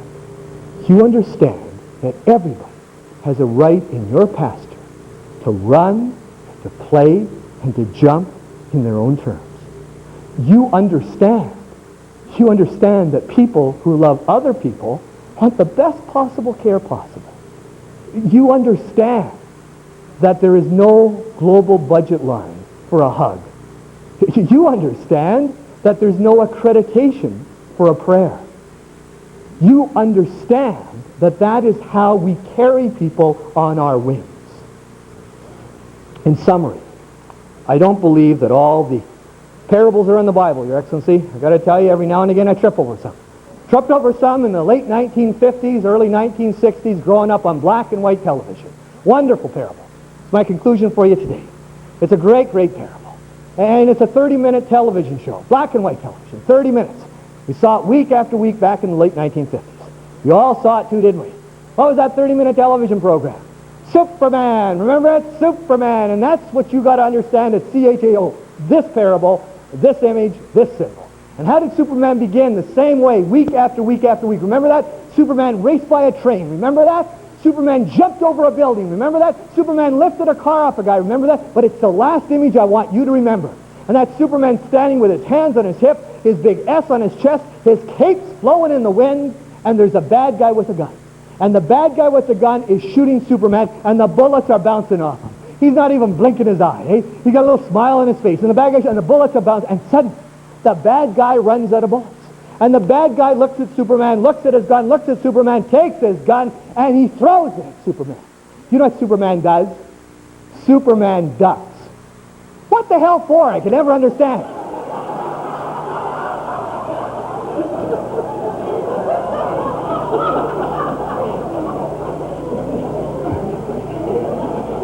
And the bishop says, that doesn't sound like the other parables by a long shot. And he's right. And you say, well, how's that a parable? Oh, it's a parable. Trust me, it's a parable. See, Jesus talked in stories to tell us how to live our lives. And you know what? In our lives, we're not even going to be able to be asked to run by a city bus, eh? You're not even going to have to jump over that beaver lumber shade in your backyard, okay? But for us in the north, we have to lift a skidoo off a guy now and again, but not regularly, okay? So it's the empty gun issues, isn't it? Isn't that what we're talking about this morning? The empty gun issues, and that we have to stop ducking them, and that we have to stand up with our eagle-like qualities and say, wait a minute, I mount up with wings like eagles. You know why? Because I am prepared to fly the furthest and soar the highest, because I am committed to being the best, and I am going to say that I love you before I go to bed tonight. And you know what? I'm prepared to fly into that storm because I am prepared to be able to answer the question, why not stand up for what's good, honest, and bright in witnessing my ministry that is inspired by my Lord. And ultimately, that allows me to extend my wings and to allow the people that are weak and weary to fly and walk and run with me. I close with the words of Mother Teresa. She is a lady that has been my inspiration for many years, because to me, she embodied what the eagle is all about.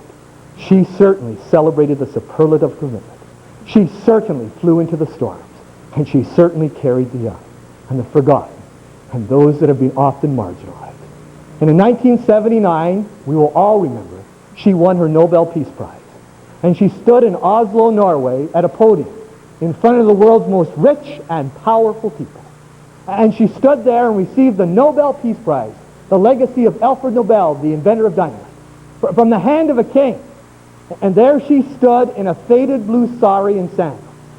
And she said, we cannot do great things, just little things with great love.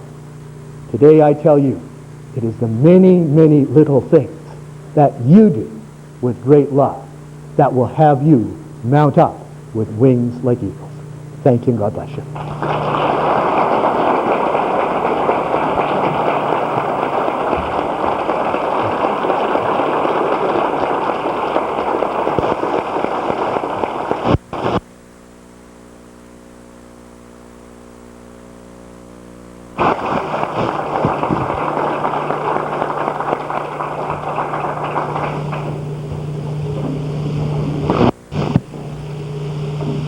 Thank you very much, Jerry. We thank God for the gift of you and your faith. We thank you for the generosity of your prophetic presence in reconnecting us with the eagle within. As a faith community, we leave this annual convention and return to our ministries with a renewed